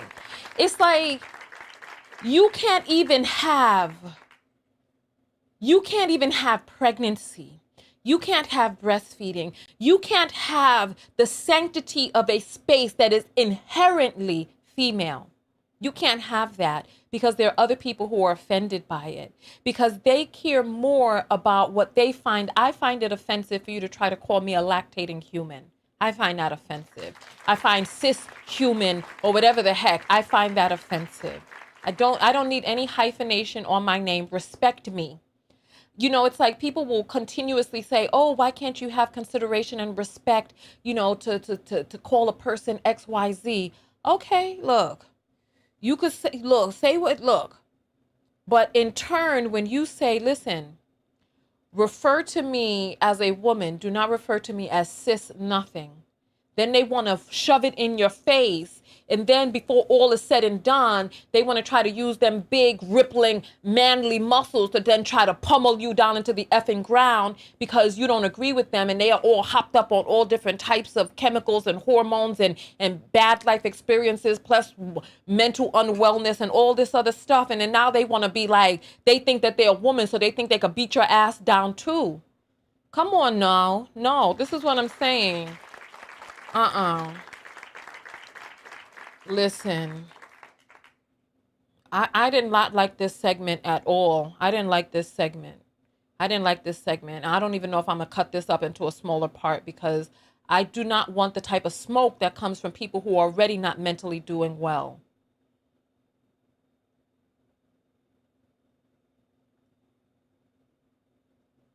Oh, Lord, my mercy.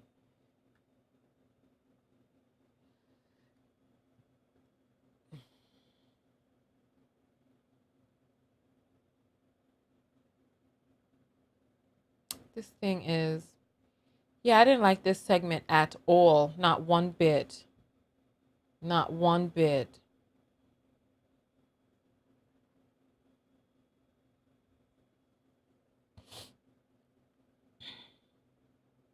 All right, let's continue forward. Listen. We're going to check the apples in another moment. So go ahead and get the apples through now. These clips are going to be sent onto my other page, which is www.youtube.com/@TonyaTKO clips. All right, there we go. It's going to be on @TonyaTKO clips on YouTube. I'm tired. I'm really tired of people just disregarding us as women. And the thing is, you do not see trans men acting like this because they are biologically female and they are wired for cooperation. They're wired for relations and cooperation. And these other people are wired for violence and war.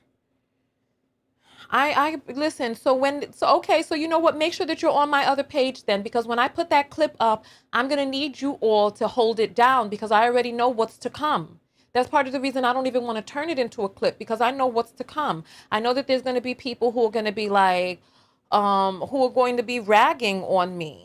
I know they're going to be ragging and they're going to be like, oh, you a turf, and all this other stuff. And I'm going to be like, and I can't fight off all of these damn 6'2" Adam Apple having hormone hopped up people coming to attack me. I can't do it.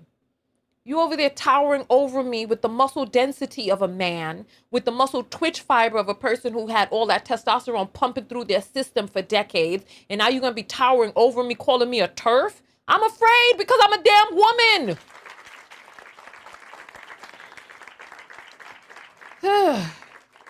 Thank you, Ione. I appreciate that. Make sure I just put the link to the other page in there. Make sure you go over there and you like the other page.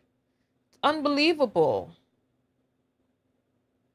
I went into a bathroom the other day. Now they got these damn urinals inside. They call in all these bathrooms. Now you have to have mixed gender bathrooms. I went to a bathroom the other day. The whole thing was the urinal was filled with urine. They didn't even flush the doggone thing. I have to sit there. Not even sit there, because you know we don't sit. So I'm over there bending over.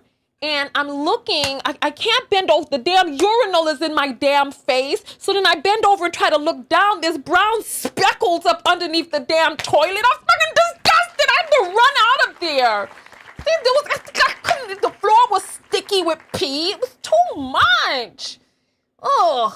I'm telling you, I was there. I couldn't look forward because the damn urinal is filled with half filled up, halfway full with urine. I bent over, there's brown speckles splashed all up inside of the toilet. It was disgusting.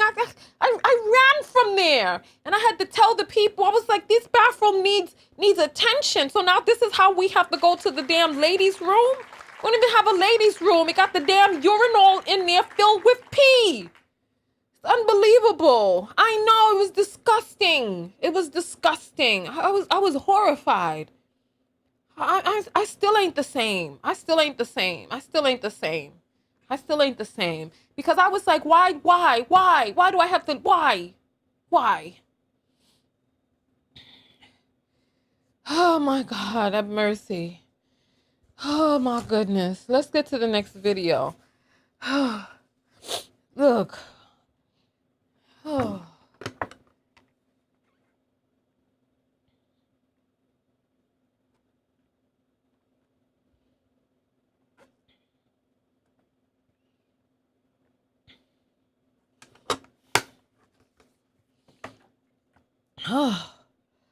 Oh my goodness. Listen, all right. 777 lucky slot numbers is the number of people on YouTube. We got the one person on Twitch, and we have 74 people on Facebook. If every person gave $1, that would really support the show. So far, we've brought in, oh wow, we've done actually well. $218 we've brought in for this broadcast, which is not bad at all. So I appreciate that. You know, so if you're enjoying the show and you want to support Black female content creators, because once I put these clips up, you know, there's no apples that you can give then, but you can give the apples in red on air now. You could do that. Maria's saying it's already out of control, ladies. It really is. It really is. It really, oh God, now I'm thinking about that toilet. Oh my God. Oh my God. I gotta just react to another video. Oh, you see what I'm saying? True knows exactly what I'm talking about. It was like this, it was unbelievable because they for some reason it's like men, I don't know what it is. I don't know if they are trying to see whether or not they could urine without putting their hands on it, and they're flapping it around in there like woo, woo, woo, woo, peeing everywhere. Woo, woo, woo. I don't know what it is that they're doing. But it's like, why can't you just aim right and why couldn't they just flush the thing? And then the speckles splattered up on the Why me? Why me?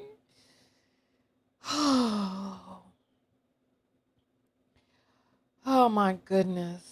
Oh my goodness. Listen, let me just get to the next video. I don't know what's going on. I don't know what's happening. This next video I thought was really stunning and surprising. Stunning and surprising. That's not the right thing, baby. All right, here we go.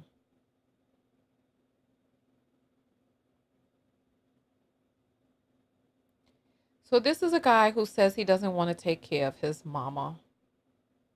And I wish I had seen the video of the woman, because there was a woman who started this trend, or her video was the first one that I saw in this trend, right? Let me refresh this.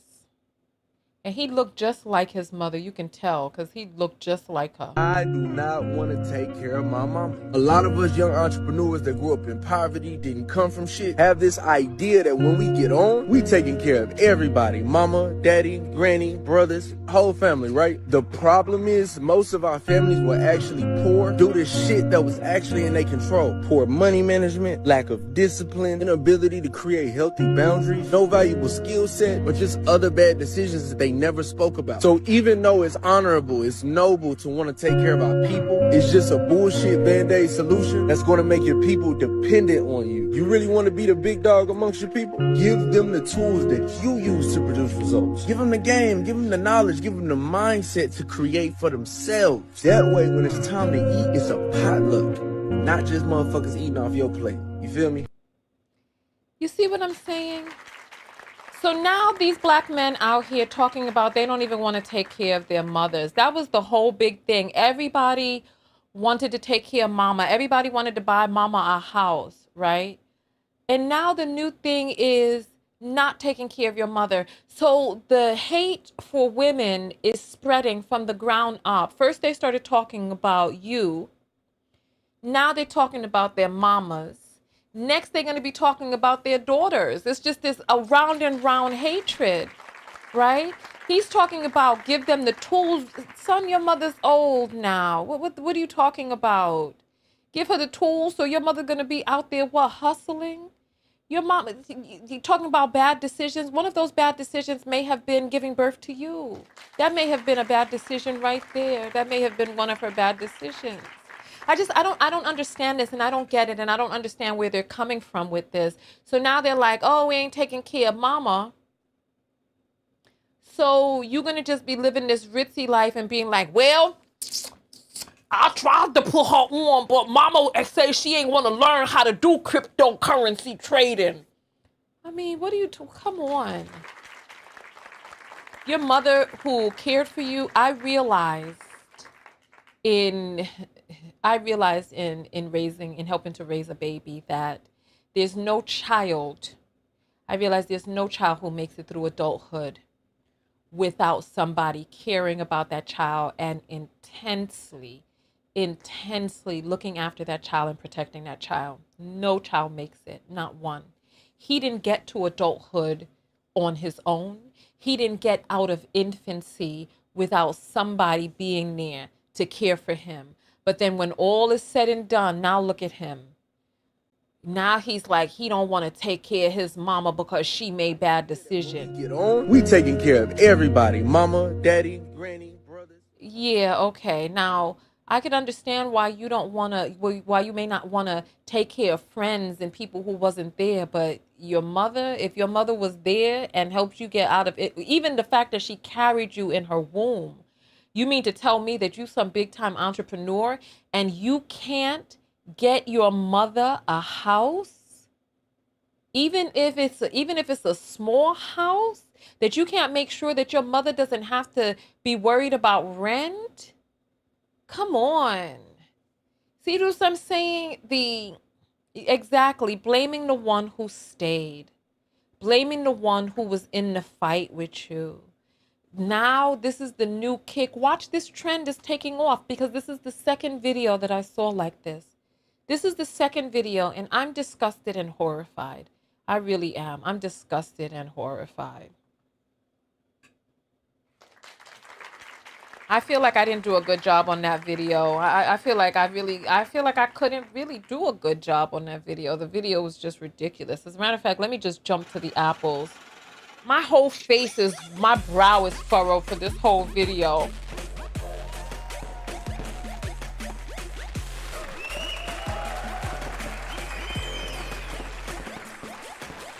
All right, let me check these apples and see what we have here. All right, here we go. Brooke sends 1111 and says, for all you do, love the show. Thank you, Brookie. I appreciate that. Khadija sends $1 and says, for being a phenomenal woman, love you always. Oh, that's so sweet. I appreciate that. That sounds like something that people write in your yearbook, you know, when you're graduating and they're like, yay. Black men want black women to endure years of hardship for a possible girl, you didn't cut off your message and didn't come back? Okay. I guess she was talking about maybe that bum who was in the bed for a possible ring or house or relationship. I got you, girl. I got you. Tracy sends $5 and says, great commentary. Thank you, Tonya. I appreciate that. Thank you very much. Thank you. Sharmise sends $3 and says, love your content like always. Thank you, Sharm. I appreciate that. Demetra sends $1 and says, I have a vagina. We are not the same. XY low IQs. What? Good Lord. Now she hitting below the belt. And you know they got them little boxing things down there below the belt. All right. I have to fight to keep my racial identity. No, I feel you. Listen, I feel you. And then she came and she says, I have to fight for my right as a natural born XX. Exactly.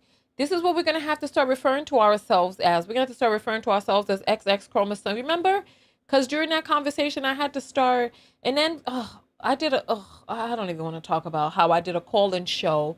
And I was like, okay, well, I want men to call in. And I had to specify that you had to have XY chromosome. And then there was some people who were angry, but it seems like all the angry people have left. So I'm okay with that. Lauren says, thank you for standing up for real women. I appreciate that. Because, you know, I'm going to need you all to have your hair, your faces greased and your hair pulled back in these comments. And I say in about a week, these are going to be up. Shiraval says, love how you going in with no apologies. Look, I hear you. You know what? They don't have trans community boycotting Aretha's Natural Woman. That was actually a prank. It was a prank to see whether or not these news outlets actually fact check. And the page that did it was a troll page. But the thing is that news outlets jumped on it. This is how I know that we're living in a time of mental unwellness, because they're not even fact checking. They're not doing any of that, right? I have a vagina. You don't, period. A pun intended, right? Pun intended. JJ says, the nuts being sucked back up. Listen, I don't know what's going on. Listen, they're external hanging ovaries. It's like, come on. These people, they're doing completely too much. Oh, I missed some. Josette sent $5 and says, it's a mental health issue they won't address, but they want us all to live in the same delusion. And it's like, I don't really understand how you want us to live in that delusion. Lauren says $5 and says, I support you, one queen to another. Thanks, queen. I appreciate that.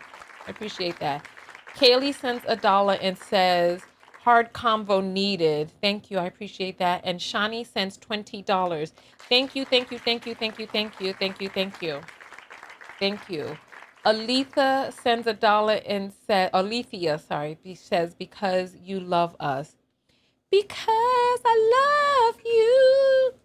How do you know who? I think Major sings that song. Because you love me. That song in and of itself. I love you because you love me. Remember we had that phone call? We're going to be getting out of here soon. We didn't do all of the videos that I wanted us to do, but let me see what's on the list next. But I think we did okay.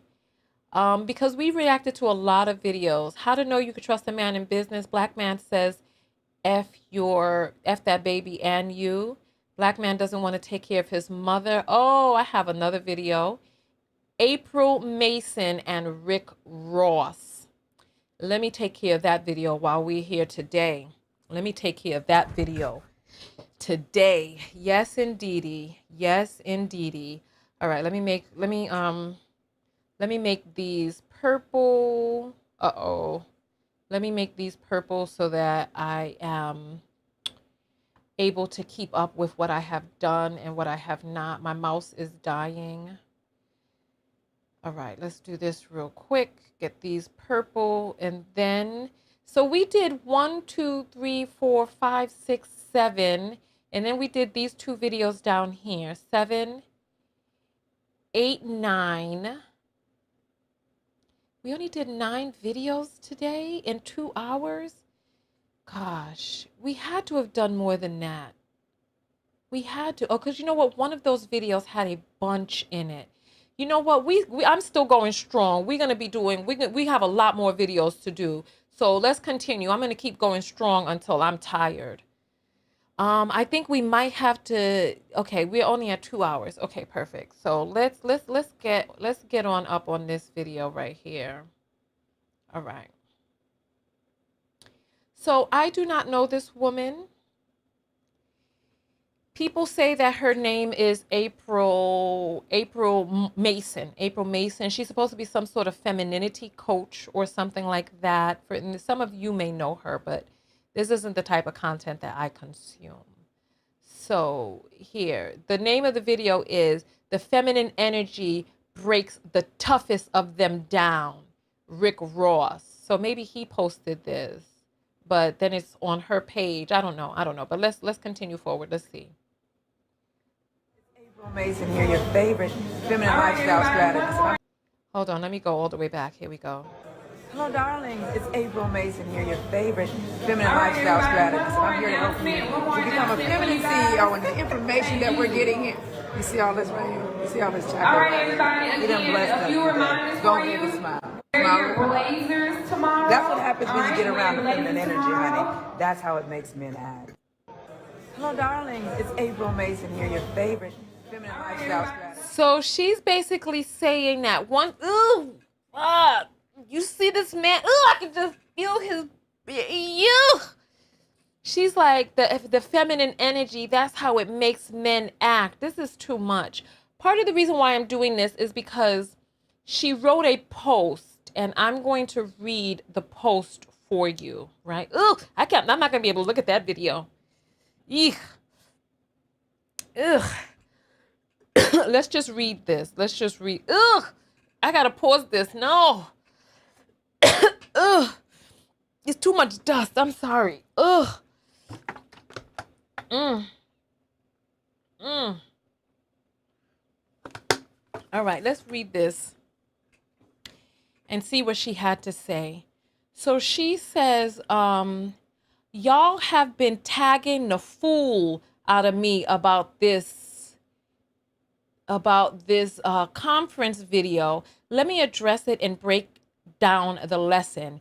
You see, when you're a divine feminine energy woman, not just look feminine or only exude sexual energy, this type of reaction from men is nothing new to you. It's what happens in your day-to-day. Maybe not this up close and personal, but it happens everywhere you go. After Rich Forever, I guess that's Rick Ross, posted this, question and comments started rolling in from radio stations. Comments on my social media platforms either warning me about him or asking me what my experience was with the biggest boss in capital letters. First, let me say this. I don't know any of his music or lifestyle. My introduction to him came from business, not his music. My God, there's just so much to say about this. Thank you to the person who sent this to me. I don't know if she wants a shout out, but thank you. Listen, you don't have to know his music. Like if you're talking about being in your divine feminine energy, you can feel bad energy when it's near you. Rick Ross has songs about date, capital R word, where he's talking about giving women mollies. And so the lyric, because I covered this video about 10 years ago when he lost his Reebok endorsements and all of that. So it's like you claim to be in this space and you claim to be about women, but you don't advocate when rappers are rapping about SAing women. So basically the lyric was like, she's saying no or something like that. She's sitting there having a good time or she's at the bar. Then I give her a Molly. Now I'm having a good time with her. Something along those lines was the disgusting lyric, right? And people got on him because he was basically, I think it was, I don't remember if the video had a white girl in it or something like that. Like I said, I covered this 10 years ago, but search for his name in my videos. But he had this big public deal with Reebok, and I believe he crossed the line by, because people like him have a lot of preferences and white girls inside of their videos. So when they say things like that, because if they were just talking about big booty bees that were black and this, that, and the other, I don't know if it would have gotten as big a national attention as it did, but it got national attention. So much so that I didn't know his music, but 10 years ago, I covered it in a video, right? And so he's disrespectful to women. He degrades women. And you could just see from the look on his face that he's problematic. It's like, and she's trying to say that this is what happens when this is the feminine energy that you exude. No, your divine feminine energy rebuffs and repels people like this from wanting to come up to you in the first place. Like, your divine feminine energy will protect you enough to be like, I don't know what type of business, whatever it is that you're thinking about doing with a person like this, but even being seen in a video with him is a bad look. It's a bad look. And so it's like, okay, what?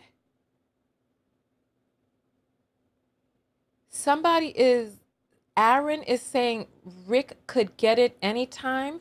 Well, I mean, if you offering up the bussy to Rick Ross, I'm sure he could get inside your guts anytime. Or you trying to say you got a man uterus too now, Aaron? Yeah, okay, yeah, I'm sure he could get up in that bussy anytime. Of course. But nonetheless, right? So, no, that divine feminine energy will warn you. That divine feminine energy, like when you're in alignment with divinity and goddess, you're going to feel something in your spirit. You would have to ignore that. It has nothing to do with femininity. It has to do with you being a human being and coming into contact with a person whose chakras are all out of balance and who just got negative energy just dripping off of them. But she's trying to make it seem, I guess maybe she's trying to sell some femininity stuff so that you could be like, oh, let me make sure that I got this femininity course or whatnot, so that when all is said and done and now I could get even bad men to act right around me. Anybody can act right for a little bit of time. What work have they done internally to create the shifts and changes inside of them to make them a decent, upstanding human being? Anybody could sit there and behave for a few moments until they got the Molly in your drink, or until they tricked you enough or tricked on you enough, or until they got you where they want you. Now they punching you in your pregnant belly. I mean, it's like, come on. I mean, I'm not even joking or trying to be funny about that. But a lot of these people, they wait until they got you where they want you. And then the next thing you know, now all bets are off because everybody know how to act right for a little bit of time. It's like, and then to try to posit it is as if divine feminine energy got this man to act right, and that's the way they act when you divine and in your feminine, and not just pantomime feminine, just looking feminine or exuding sexual energy or whatever. Look, you don't have to exude sexual energy for a predator to come up to you. I mean, these predators are bashing nuns over the head. Let me go on and finish reading. How he treated me? Well, when you present yourself as a lady, you're treated as such. His energy towards me was very sincere, gentle, protective, intrigued, and endearing, not lustful or sexual at all. Ladies, you must know the difference. Come on. I mean, this is a man who still navigates in the world. If he knows how to interact with men and police and bankers and stuff, of course he knows how to turn it off. But what does that have to do with victimizing people? What does that have to do with degrading lyrics? What does that have to do with the type of human being that he has chosen to be and the poison that he peddles to our community and to the children? What does that have to do with any of that? This is unbelievable, and I can't even believe what I'm reading. FYI, Upon meeting you, a man knows what category he will put you in. Men know how to approach you based off of what you're presenting and your energy. Men will meet you exactly where you are. This is why having self-love, standards, self-respect, and confidence is so essential. You're talking a good game, right? Men are not these super intuitive beings. Men punish women for being and looking sexual, not because that's what your worth is or isn't, but because that's how he feels about himself. And the self-love lesson here is for men, not for women, so that if you love yourself enough that no fuckery would ever come near you. I mean, I can't even believe what it is that I'm reading, especially as a self-love specialist myself. We talk about self-love on this channel, and we talk about accountability for what it is that we allow in our lives. One thing that we do not do is we do not control how people in their own messed up mind. I mean, Jeffrey Dahmer chose to approach people and then grab them and then start chewing up on them in his house. Well, did that mean that their energy wasn't divine enough that they ended up getting chewed up on, right? It's like you can't help how people approach you because everybody is going in their own, whatever it is that's going on in their own mind. What you can control is who you keep in your life. You know what I mean? And people can see you. And as a matter of fucking fact, let me tell you this, right? When I lived in Harlem, right? When I lived in Harlem, I lived in this popular area, right? Not far from Central Park, but in the black part of Harlem, right? And there were always men, black men and young black men and boys hanging out on the stoops, doing all types of goodness knows what, right? Doing all types of goodness knows what.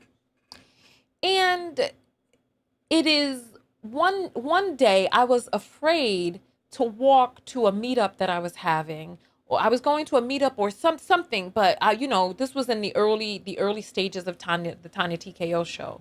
And I wore this shirt that was unbuttoned down beneath my bosom. And I had my breast pushed up in between so that it was just pure cleavage. And I put on this, it was a white shirt. I wish I had pictures of it now because it was such a lovely look, right? And I had on this pencil skirt, pinstripe, right? Tight as can be. And it wasn't tight enough, so I had to sew it to make it tighter, right? I had on 6-inch.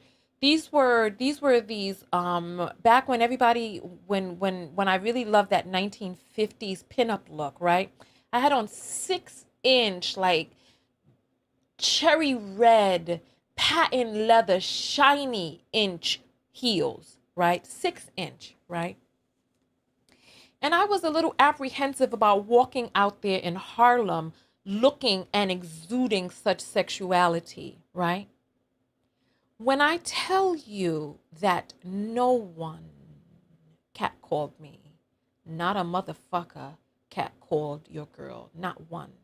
Not one person had a goddamn thing to say to me about my bosom out and all that big juicy booty clapping and a jiggling and a wriggling in the back of that skirt. Not one. Not one. No one. In all the blocks that I walked, 6 inches high off the ground like an Amazonian goddess. Trudy big booty Judy walking down the block. Right. No one had anything to say, right?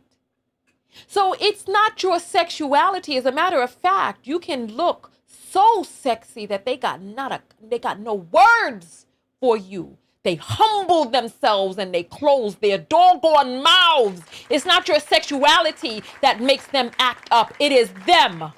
Whatever it is that is going on in their mind about how they perceive your sexuality, and that is not on you. We live in a patriarchy, a sexist patriarchy in which men decide that in their mind they would assign some sort of worth onto you based on their value system and some system that is ingrained in them from society. You could go out in certain countries with your ankle showing and a person will get a wooden stick and beat you to cover up your leg. So no, how it is that you are approached and how it is that people step to you has nothing to do with your actual worth and what it is that you are actually exuding, but their perception thereof. So as a self-love specialist, I just want to nip this in the bud because yes, we talk about accountability. Now, if an N-word comes up to you and he's talking about some yo, ma. Right, yeah, a sexy B like you need an N-word. Like if he comes up to you and you like, and you allow for that, that's a different story. That's a different story. But approach you, they will, because the raggediest of them all got no filter, and they got so what is it? So any of you out there been hit on by a homeless man? Does that mean that you giving homeless vibes? Or is that just the mere gumption and audacity of that man who feel like he ain't got nothing to lose? Come on now. It's happened to all of us. It's happened to all of us. Not even the homeless men tried me that day. Well, I didn't even see any when I passed by, but I passed by all those men standing out there, and they didn't say not a doggone word, not one of them. I promise you, with all that is good and green on God's earth right now, I promise you, no one catcalled me. In Harlem, no less. No one. And you know I got ass for days. You've seen my Instagram pics. You've seen it. Nonetheless, let me finish up this post so that we can go forward and go on with ourselves. Then she says, this is why having self-love, standards, self-respect, and confidence is so essential. All right. In this video, men saw something completely different than women. Women had a lot of hate, but men noticed something I didn't even notice. At the conference, some Wall Street trapper came up to me to tell me how much he loved my speech. He also said something very interesting. His words, "Queen, I saw you on Ross's story, but I must say, the way you leaned back into him, ooh-wee." I had to think about it because I didn't know what he was talking about. After rewatching it, I figured out what he and other men who made similar comments saw. You see, when the feminine energy feels protected,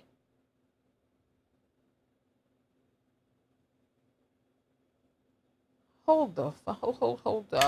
What the fuck am I reading now? What? When the what?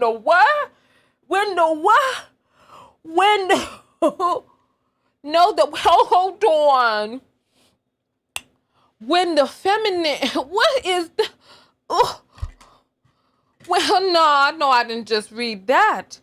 I'm picking this up with my toes. Listen, I know I didn't just read that. Hold on. She said, when the feminine energy feels protected, seen, heard, and provided for, your natural body reaction is to be receptive and surrender.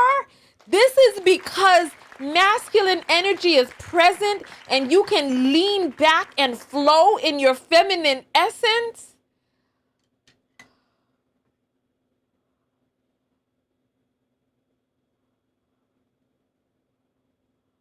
I know for good and goddamn well I didn't just read what I thought I read. I know I didn't read that. No, the hell I didn't. So she felt protected in the presence of a predator? Her feminine energy was able to open up and surrender to him? What? Let us watch this thing one more time so that we can see. Let us watch this. Let us see. Let's see this.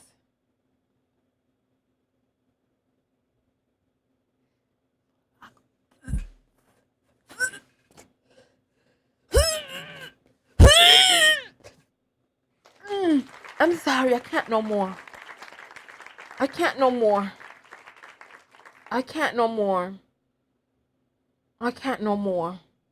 And then at the end of it, she's selling her course about how to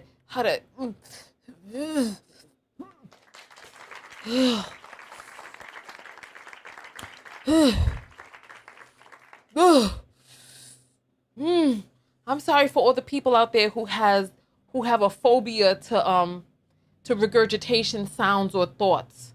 I have a friend who has a sensitivity to that. So I apologize to all of you out there, but let's get these apples red. I hope there's some in there to protect me from this.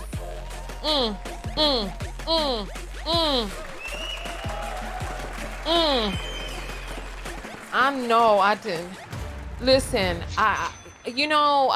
maybe after the apples, I just had to get away from that area. I had to get away from that area.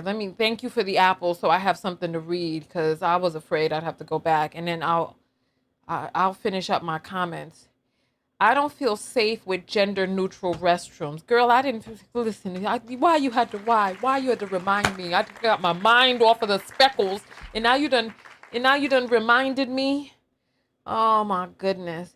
There used to be a time, because at the YouTube space, they use gender neutral bathrooms, and it was never any big deal. It's no big, you go in there, you use your bathroom, they use their bathroom. But nowadays, we got people who are precisely pretending to be a thing because that assists them with their predation. So yeah, Shawana sends $1 and says the phantom uterus. Listen. Jada sends $10 and says for love. Wait a minute. What is this I see? What is this? What is this? What is this? What is this? What is this?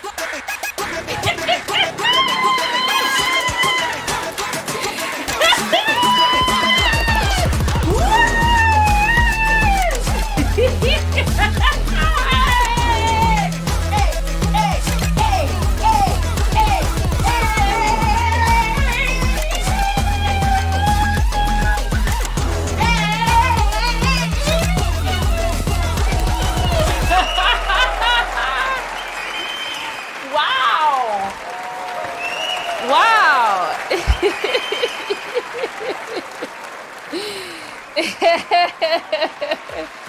So Steve sends in $100 and says, I took care of mom, a quadriplegic, for 3 decades. Wow. You know what? That's what I'm talking about. Thank you. Thank you. Thank you. Thank you. And he comes back and says, it's not easy talking about it. Yeah, no, I feel you. Thank you for sharing. Thank you, thank you, thank you, thank you, thank you. Absolutely. And then, so see, there's this push to constantly try to degrade women, but there's still some real ones out there. There's still some real ones out there. So I appreciate it. I appreciate it. Thank you. Thank you, thank you, thank you, thank you, thank you. And Handle with Care says, as a constant creator, I admire your courage. Yeah, you know what? I appreciate that, because it sure did take a lot of courage to talk about this trans issue, because these people will bully you. They will bully you. They'll bully you. All right. Thank you, thank you, thank you. Okay, so let me send some, what should I send for this? Let me send some kissy and a hug. Yes. Okay. Thank you. Thank you. Thank you. Thank you. All right. So we have a lot more videos. We have a lot more videos to cover. What's going on? Are my captions not captioning? My captions are messing up because we've been on so long. It's starting to malfunction. All right, let me fix my captions real quick.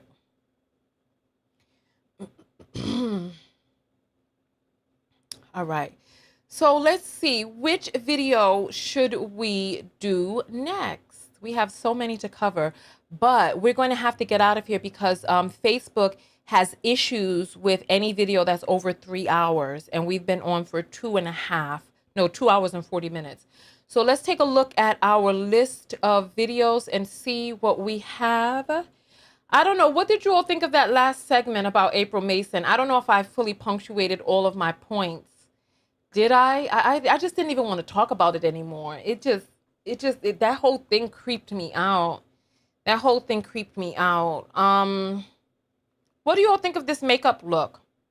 People were saying my lips look too poked out, like a doll baby. That's because I am a doll baby. What can I say? I'm a doll baby.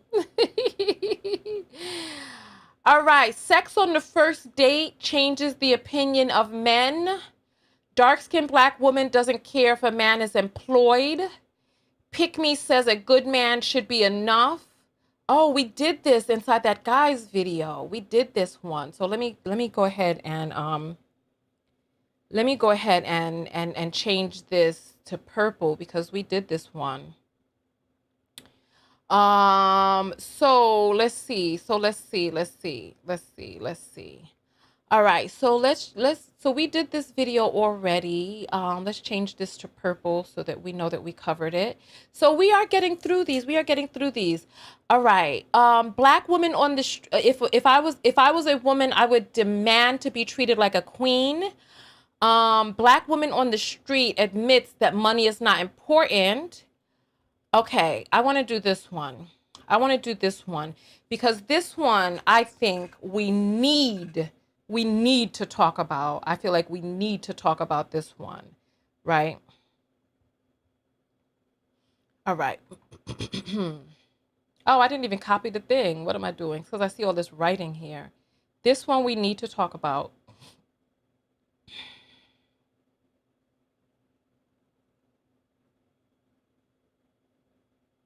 All right, copy. And then we're going to open this here.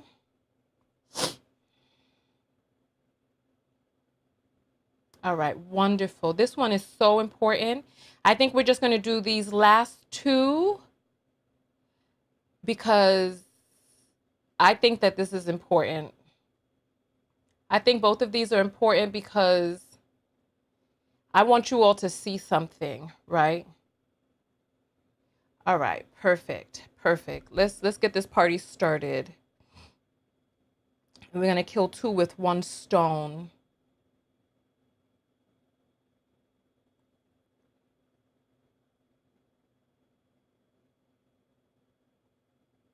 Oh, come on. There we go. It's because all of these Instagram videos are all different sizes. It's like it doesn't even make any sense. I want you all to pay attention to what it is that we're about to see in this video. I don't know if you all have seen this video before, but when I saw this, I just get low-key embarrassed. I get low-key embarrassed for us as Black women. I really do. I really do. All right, so let's take a look at this right here, right? Let me make this smaller so you can see their bodies, so that you can see that these are young, slim, pretty, cute girls. Let's see. Let's hear this.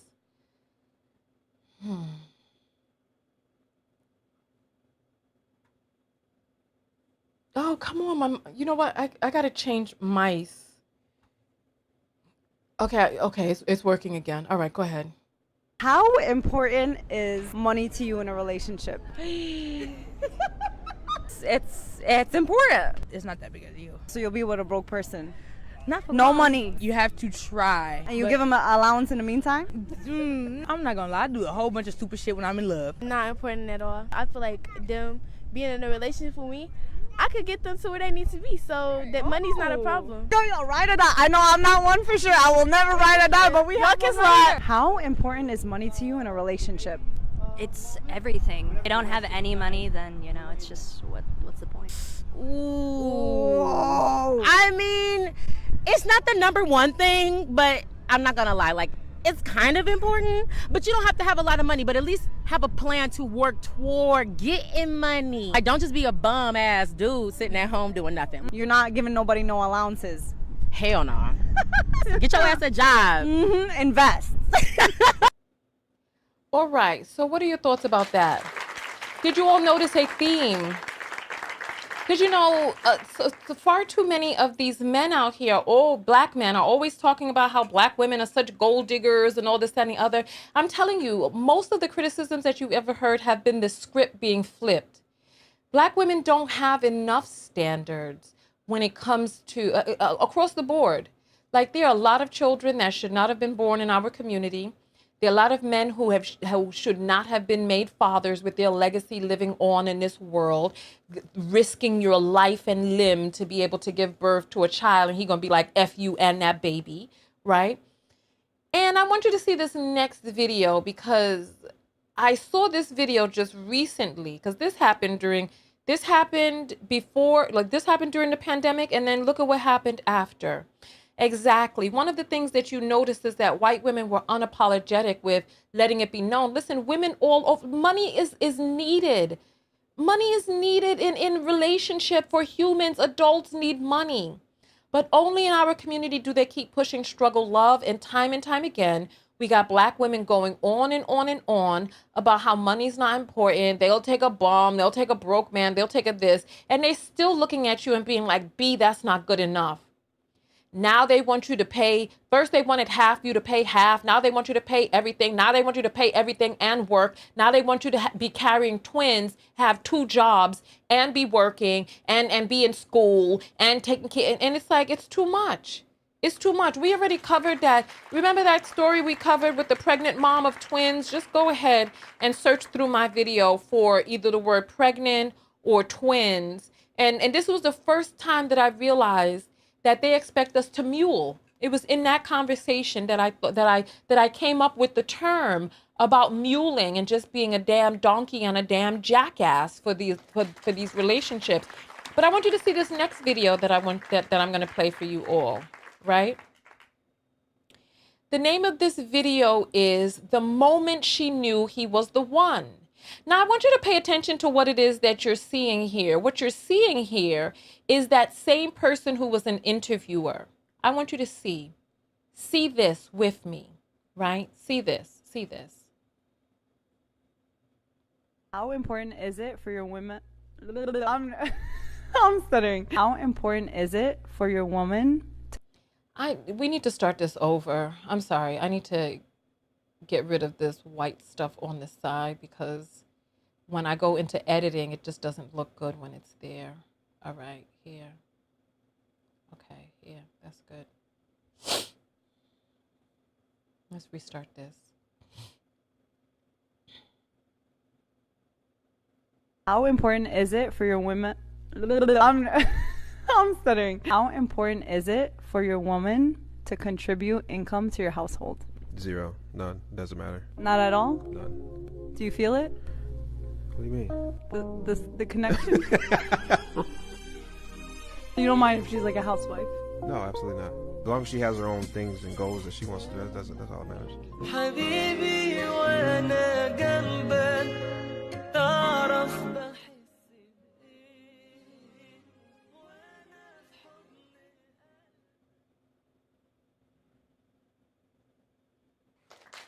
What did you all just see?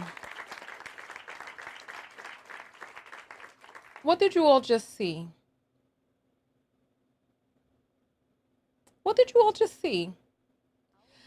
So while these black women are trying to jump through these hoops, trying to make themselves amenable, trying to make themselves, oh, I gotta get down low enough. I gotta flatten myself out because he don't want a mate. He want a mat. So I gotta lay myself down on the ground for him to rub his feet across.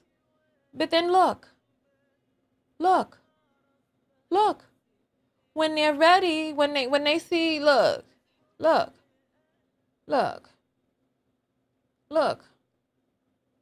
What do you see? You're so busy trying to shortchange yourself, trying to pretend like you got no standards or having no standards, right? But wait till you see the next video about a guy who slid in a girl's DMs. Wait till you see that video. But I just want you to know that stop shortchanging yourself. Stop making yourself small. Stop crouching yourself down into the flattest mat that you can be, instead of having a standard that is a good that a standard that a man can rise up to, because believe it or not, they are willing to rise up to the standard of the woman that they want. And some of us in the comments, I see you're talking about the different component here racially, right? And that could be a part of it too, because I'm sure there were plenty of Black women along the way who came into contact with this man, and, you know, he saw what he wanted. Maybe he felt some energetic pull, who knows? But we know what the data shows. The data shows that in the Black community, so while we are saying, yeah, you know, most men are married to Black women, they're also they're considering mixed people to be Black women. They're considering all different types of people to be Black women, right? And in our community, the data shows that the lighter you are, that the lighter skinned Black women get married first, that they're chosen first, and that your chances of getting married to a Black man decrease exponentially with the increase in your melanin and pigment. It just is what it is. It is what it is. But she had no qualms about knowing that money is important to her. And she was talking to a man who money is, you know, his woman doesn't have to work and blah, blah, blah, blah, blah. But, you know, listen, she seems like a preference. I saw some of their videos after this, and listen, I ain't gonna say nothing. All I'm gonna say is, you don't know what's going on behind the scenes. None of us know. We're on the outside. But from some of the videos that I saw of just their dynamic of them interacting, I don't know if he's just an extreme introvert or what, but it was giving me some vibes like, I'm not gonna say anything, but it was giving me some vibes like, do I really want to be here kind of vibes, you know? I don't know, because it's like, I don't know. I'm gonna just mind my business on that, because you go look for it yourself. I saw the videos and I was like, ooh, ooh. Because you know what? It's like people, like if you're getting with a person aesthetically to please other people, right? And that personality and that person is not who it is that, I don't know. But you know, look, I'm going to mind my business, because I don't want anybody to come for me, because I don't know their relationship. I just know from what it is that I've seen, and I have seen the before and after of other vloggers who had this thing painted for us before the camera. So what I'll say is, okay, so in some instances they painted this perfect picture and behind the scenes it was a mess, right? And then other people, maybe it can look a certain way and then behind the scenes it's just a whole other way, really loving and all that other stuff. So we never know. All I know, and I came to this conclusion many, many years ago, right? If a man is not willing to marry a person who he enjoys being with, and then that's the person he got to lay down next to every single day, every single night. So if he doesn't choose a person that he enjoys coming home to, that's on him. That's choices that he made. So I'm gonna just mind my business on that, because it ain't none of my damn business. I need to be worried about my own life. We make these videos so that you can examine yourself. And I'm only saying this because just listen. Let me mind my business and go forward. Let's get to the next video. Let's get to the next video. There's a lot of videos to cover, so let's see what we have up next. So We covered this April Mason one already. So which video should we do next? Next. Should we do sex on the first date? Dark-skinned black woman doesn't care if a man is employed. Oh, wait. Oh, you know what? Why since we're on this topic, why not? Let's talk. Let's do it all. Why not? Let's do it all. Let's do it all. Oh, this video. God. I just really wish that we could do better. I really do. I really wish we could do better. I really wish we could do better. Well, you know what? We could do better. I really wish we chose to do better. I wish we chose to do better, but we have to be true to ourselves and whatever it is. Let's get it. Let's get it.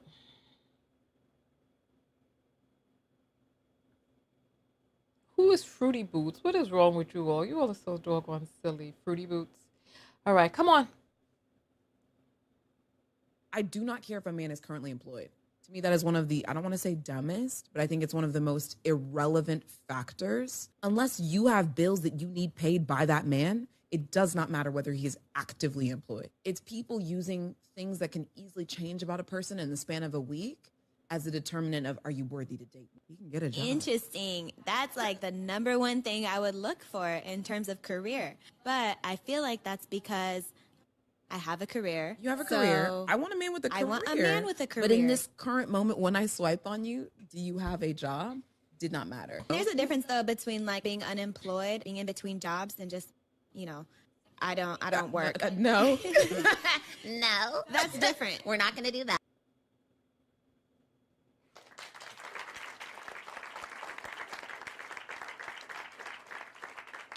The bar is in hell. The bar is in hell. I do not care if a man is currently employed.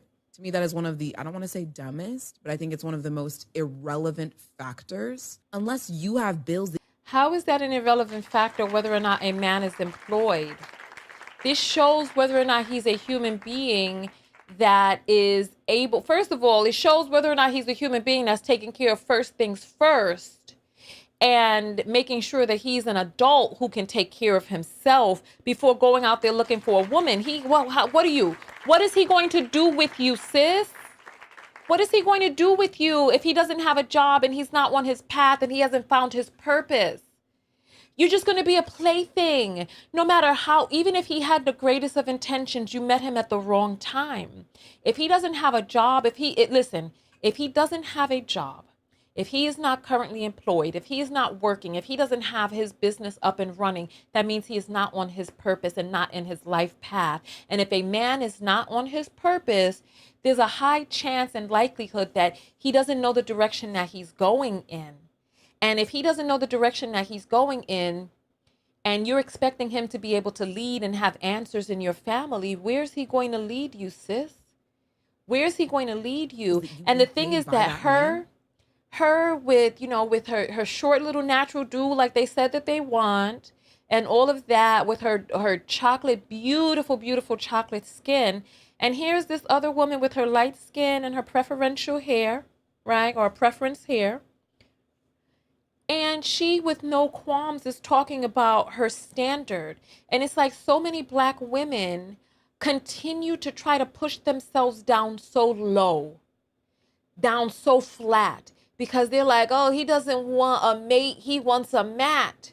And so you try to flatten yourself out flat enough so that you won't be an encumbrance to his feet as he's stepping on you. And it's like you try to make yourself small enough and your standards low enough. For what? Why? Why? You think that he would do that for you? Look at this woman. She's slender on the couch. She's beautiful. Cheekbones for days. This is a gorgeous woman. And she's selling herself short. That she doesn't even care whether or not the man has a job. She doesn't even care whether he's employed when she swipes on him. So in his profile, he's advertising that he's not employed. And what are you doing? So look at her. She's slender, right?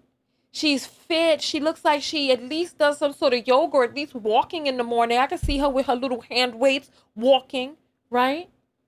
But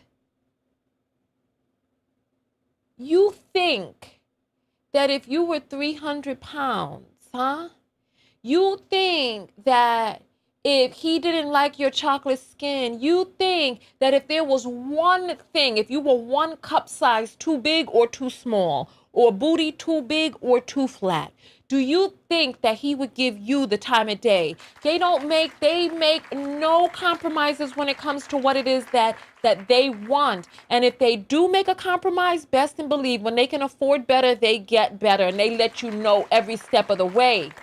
He's out of there. You over there sweating, changing diapers with the natural diapers with the safety pins, and the child is shitting all through the fabric and peeing all on top of your leg and all of that. And you over there sweating up all night. You exasperated and all of this. And the moment he can afford better, he gets better. So girl, listen, if I were you, I would date the rainbow and find the best offer. What sense does it make for you to be having intercourse with a loaded penis? Because these people are always shooting out their damn DNA every time they climax. The woman's climax does not release an egg. You are cyclical, but their climax releases an egg, but they are always trying to climax and climax inside of a body that's fertile, and then climax in a fertile body without protection. They always living dangerously. And what sense does it make for you to go out there living dangerously with a person that cannot handle the responsibility of living dangerously? And how do I know that he's living dangerously? Because his ass is on a dating app.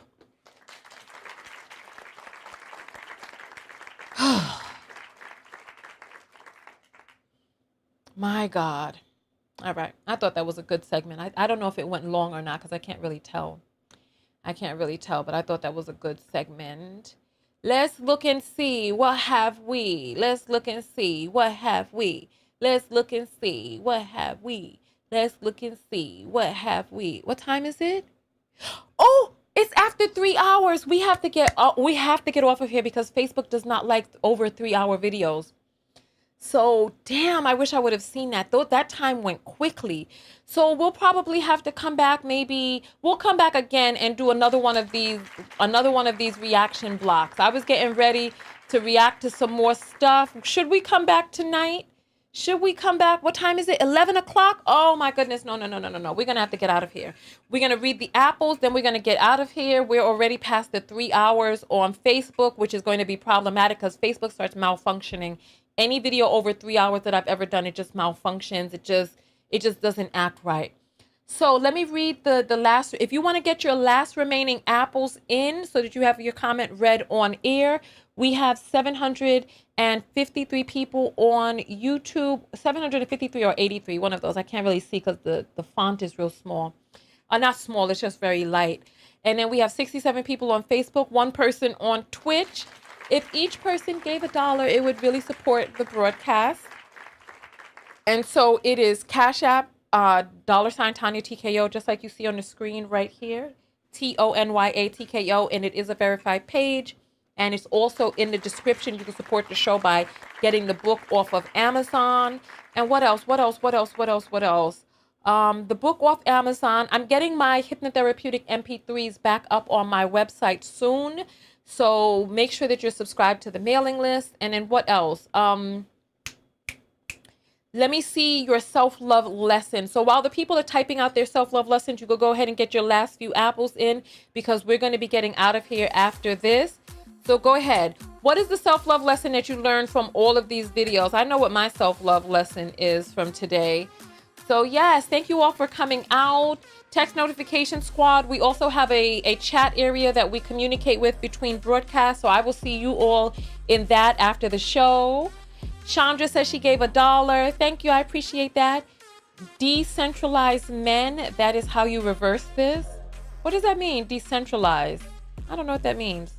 The chocolate sis has immense beauty, face, body, but no standards for a partner to be able to support her without any qualms. And that's the thing. That even those men don't want the type of woman that has no standards. A man wants a woman who has standards. Well, a man who is of value and worth wants a woman who has standards. She's throwing it in the face of black women. I don't even know what that means. Don't settle for less. Yes, type SLL in your self-love lesson so that I know you're giving a self-love lesson. Type SLL. SLL.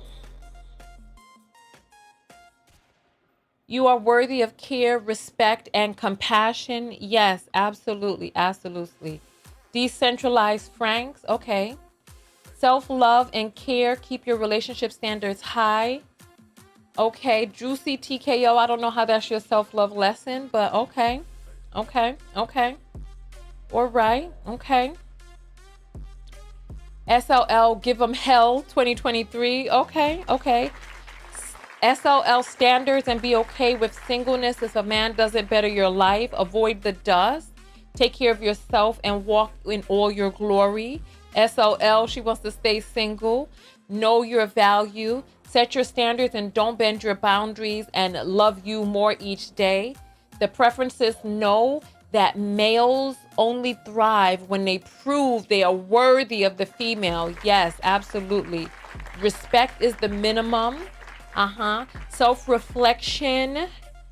Self-preservation. Stay hydrated. Prioritize your mental health, physical health. Never allow anyone to define you or define yourself. SLL cut. I'm not even going to read that. You are so silly. Never diminish yourself. Putting yourself down for a man does not mean he will lift you up. Don't date broke men who don't have a job. You know what? I like today's video. Today's video was a really wonderful video. So thank you all. Don't date broke men who don't have a job. FLY, first love yourself. Absolutely, absolutely. Have standards and stand by them. Absolutely. So let me check the apples now. All right. And you can also send when I'm off air in case you wanted to send a private message or whatnot. You can do that way as well. Right. So let's go ahead and read these apples. Let's read the apples. All right. So Lesia, sorry, my bad. Lesia sends $5 and says, self-love is important. Define our own values. Yes, absolutely, absolutely. Patricia sends $1. Thank you, Patty. Makala sends 10 and says, I'm watching the playback from the videos earlier. Oh, when we were getting ready, doing the makeup and stuff. Okay. Yeah, those were good videos. Oh, Omal sends $2 and says, great live. So let me try to pronounce this. Omal Kir. Omal Kier Farah. Thank you, Omal. Thank you. We appreciate that. Thank you. Tanisha sends $5 and says continual support of Black women. Thank you. I appreciate that. Tamika sends $10 and says for the Pick Me mating call. Oh, you know what? I haven't played my Pick Me mating call in so long. I need to play that. I need to have that on deck. You know what? I need to have that as a video. Just doing the cuckoo. Hey, we have two Tamikas back to back. And the second Tamika sends $1. Thank you so much, baby girl. Thank you to everybody who came out for tonight's show. I'm going to say my self-love lesson now. And then we're going to jump out of here. So go out there and love one another. Hold on. Go out there and love one another. Most importantly, love yourself. And part of loving yourself, the self-love lesson that I learned in today's video is just further proof that Black women's standards are in the gutter. Our standards are in hell. They're so far down, they're on the other hemisphere. Our standards are really low and we've been lied to. But you know what? Their standards are high. Wait till you see the next reaction block videos that we do, because there's this guy who slid into a girl's DM asking her if she wanted a sugar daddy. And then I'm going to show you how it turned out for her, right? And I want you to see that because there's so many lessons in how other women of other communities navigate and lessons that we can take from that. But you know what? Some of these men are going over to the Philippines to spread their dust over there. And those Filipino women are on some of my videos lambasting me, Filipino men too. And I'm like, listen, do you, baby, because you're going to learn. You're going to learn. But the self-love lesson that I learned from today's video really is, I'm going to be really honest with you all. Seeing the Arab woman and the black guy with the spray painted on temple hairline, right?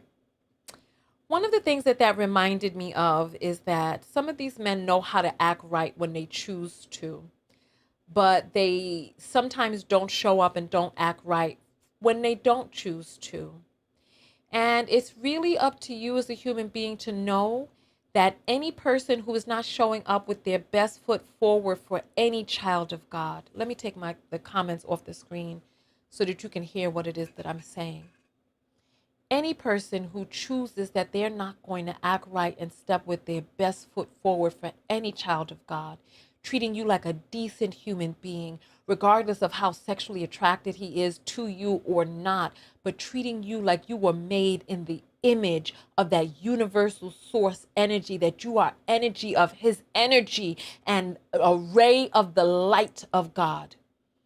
Anybody who treats you as less than that because of whatever race you are, or how big your booty is, or how flat your titties are, or how thin or small your waist is, that person is going to learn the hard way.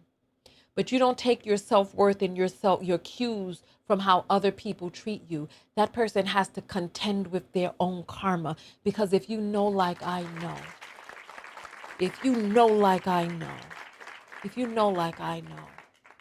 you treat everybody the way that you would want to be treated.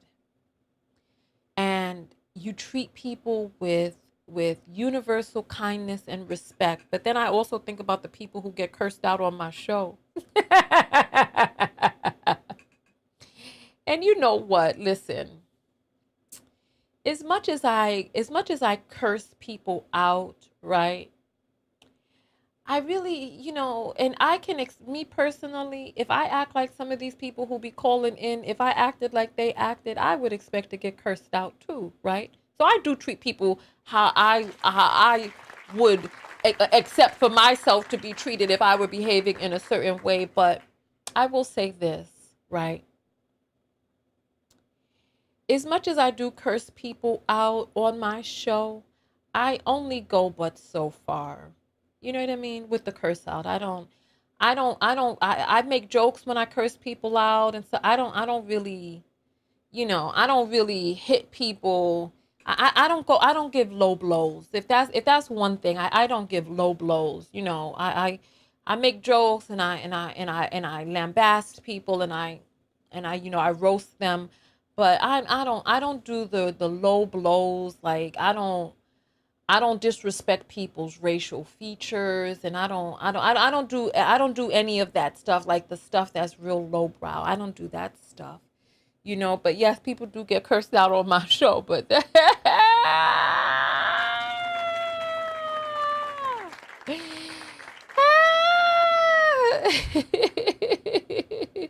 who is calling me hateful? Who's calling? Somebody needs the block party, because I've been waiting to play my new block party. Who need it? Who need it? Who need it? Who need it? Who need it? Oh, here we go. Here we go.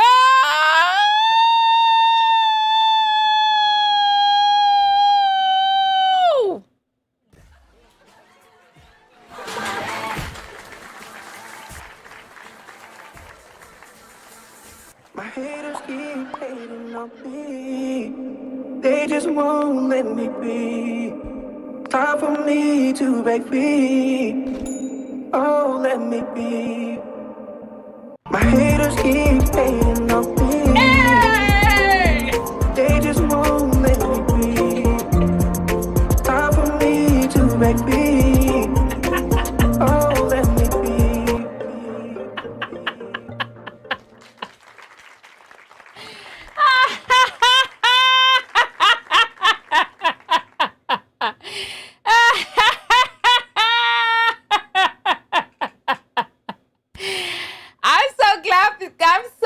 happy we had a chance to have a block party before we got out of here. All right. Thank you for that. Thank you. Thank you. Thank you. Thank you. Thank you. Thank you. All right. Listen, I will see you all in the next video. Tonya TKO, and I am out. And for that hater song, that's from the Angry Biracial. So go check him out on the various platforms. It's his name everywhere. I love you all so very, very much. Go out there and love one another. Most importantly, love yourself. Hey, my haters keep hating on me. Hey, they just won't let me be. Hey, hey, hey, hey, hey. I will see you all in the next video. Tonya TKO, and you know what? I feel like hearing that song again. Let me see if I could grab it real quick and see if we can get it played one more time. Let me see. My haters keep hating on me. Hey, they just won't let me be. Here we go. I don't hear it. Is it playing? I don't have my thing on. Hold on. Oh, I gotta here. Here. Let me hear. Here we go. Good night, everyone. My haters keep hating on me. They just won't let me be. Time for me to break free. Oh, let me be. My haters keep hating on me. They just won't let me be. Time for me to break free. Oh, let me be. I will see you all in the next video. I am out.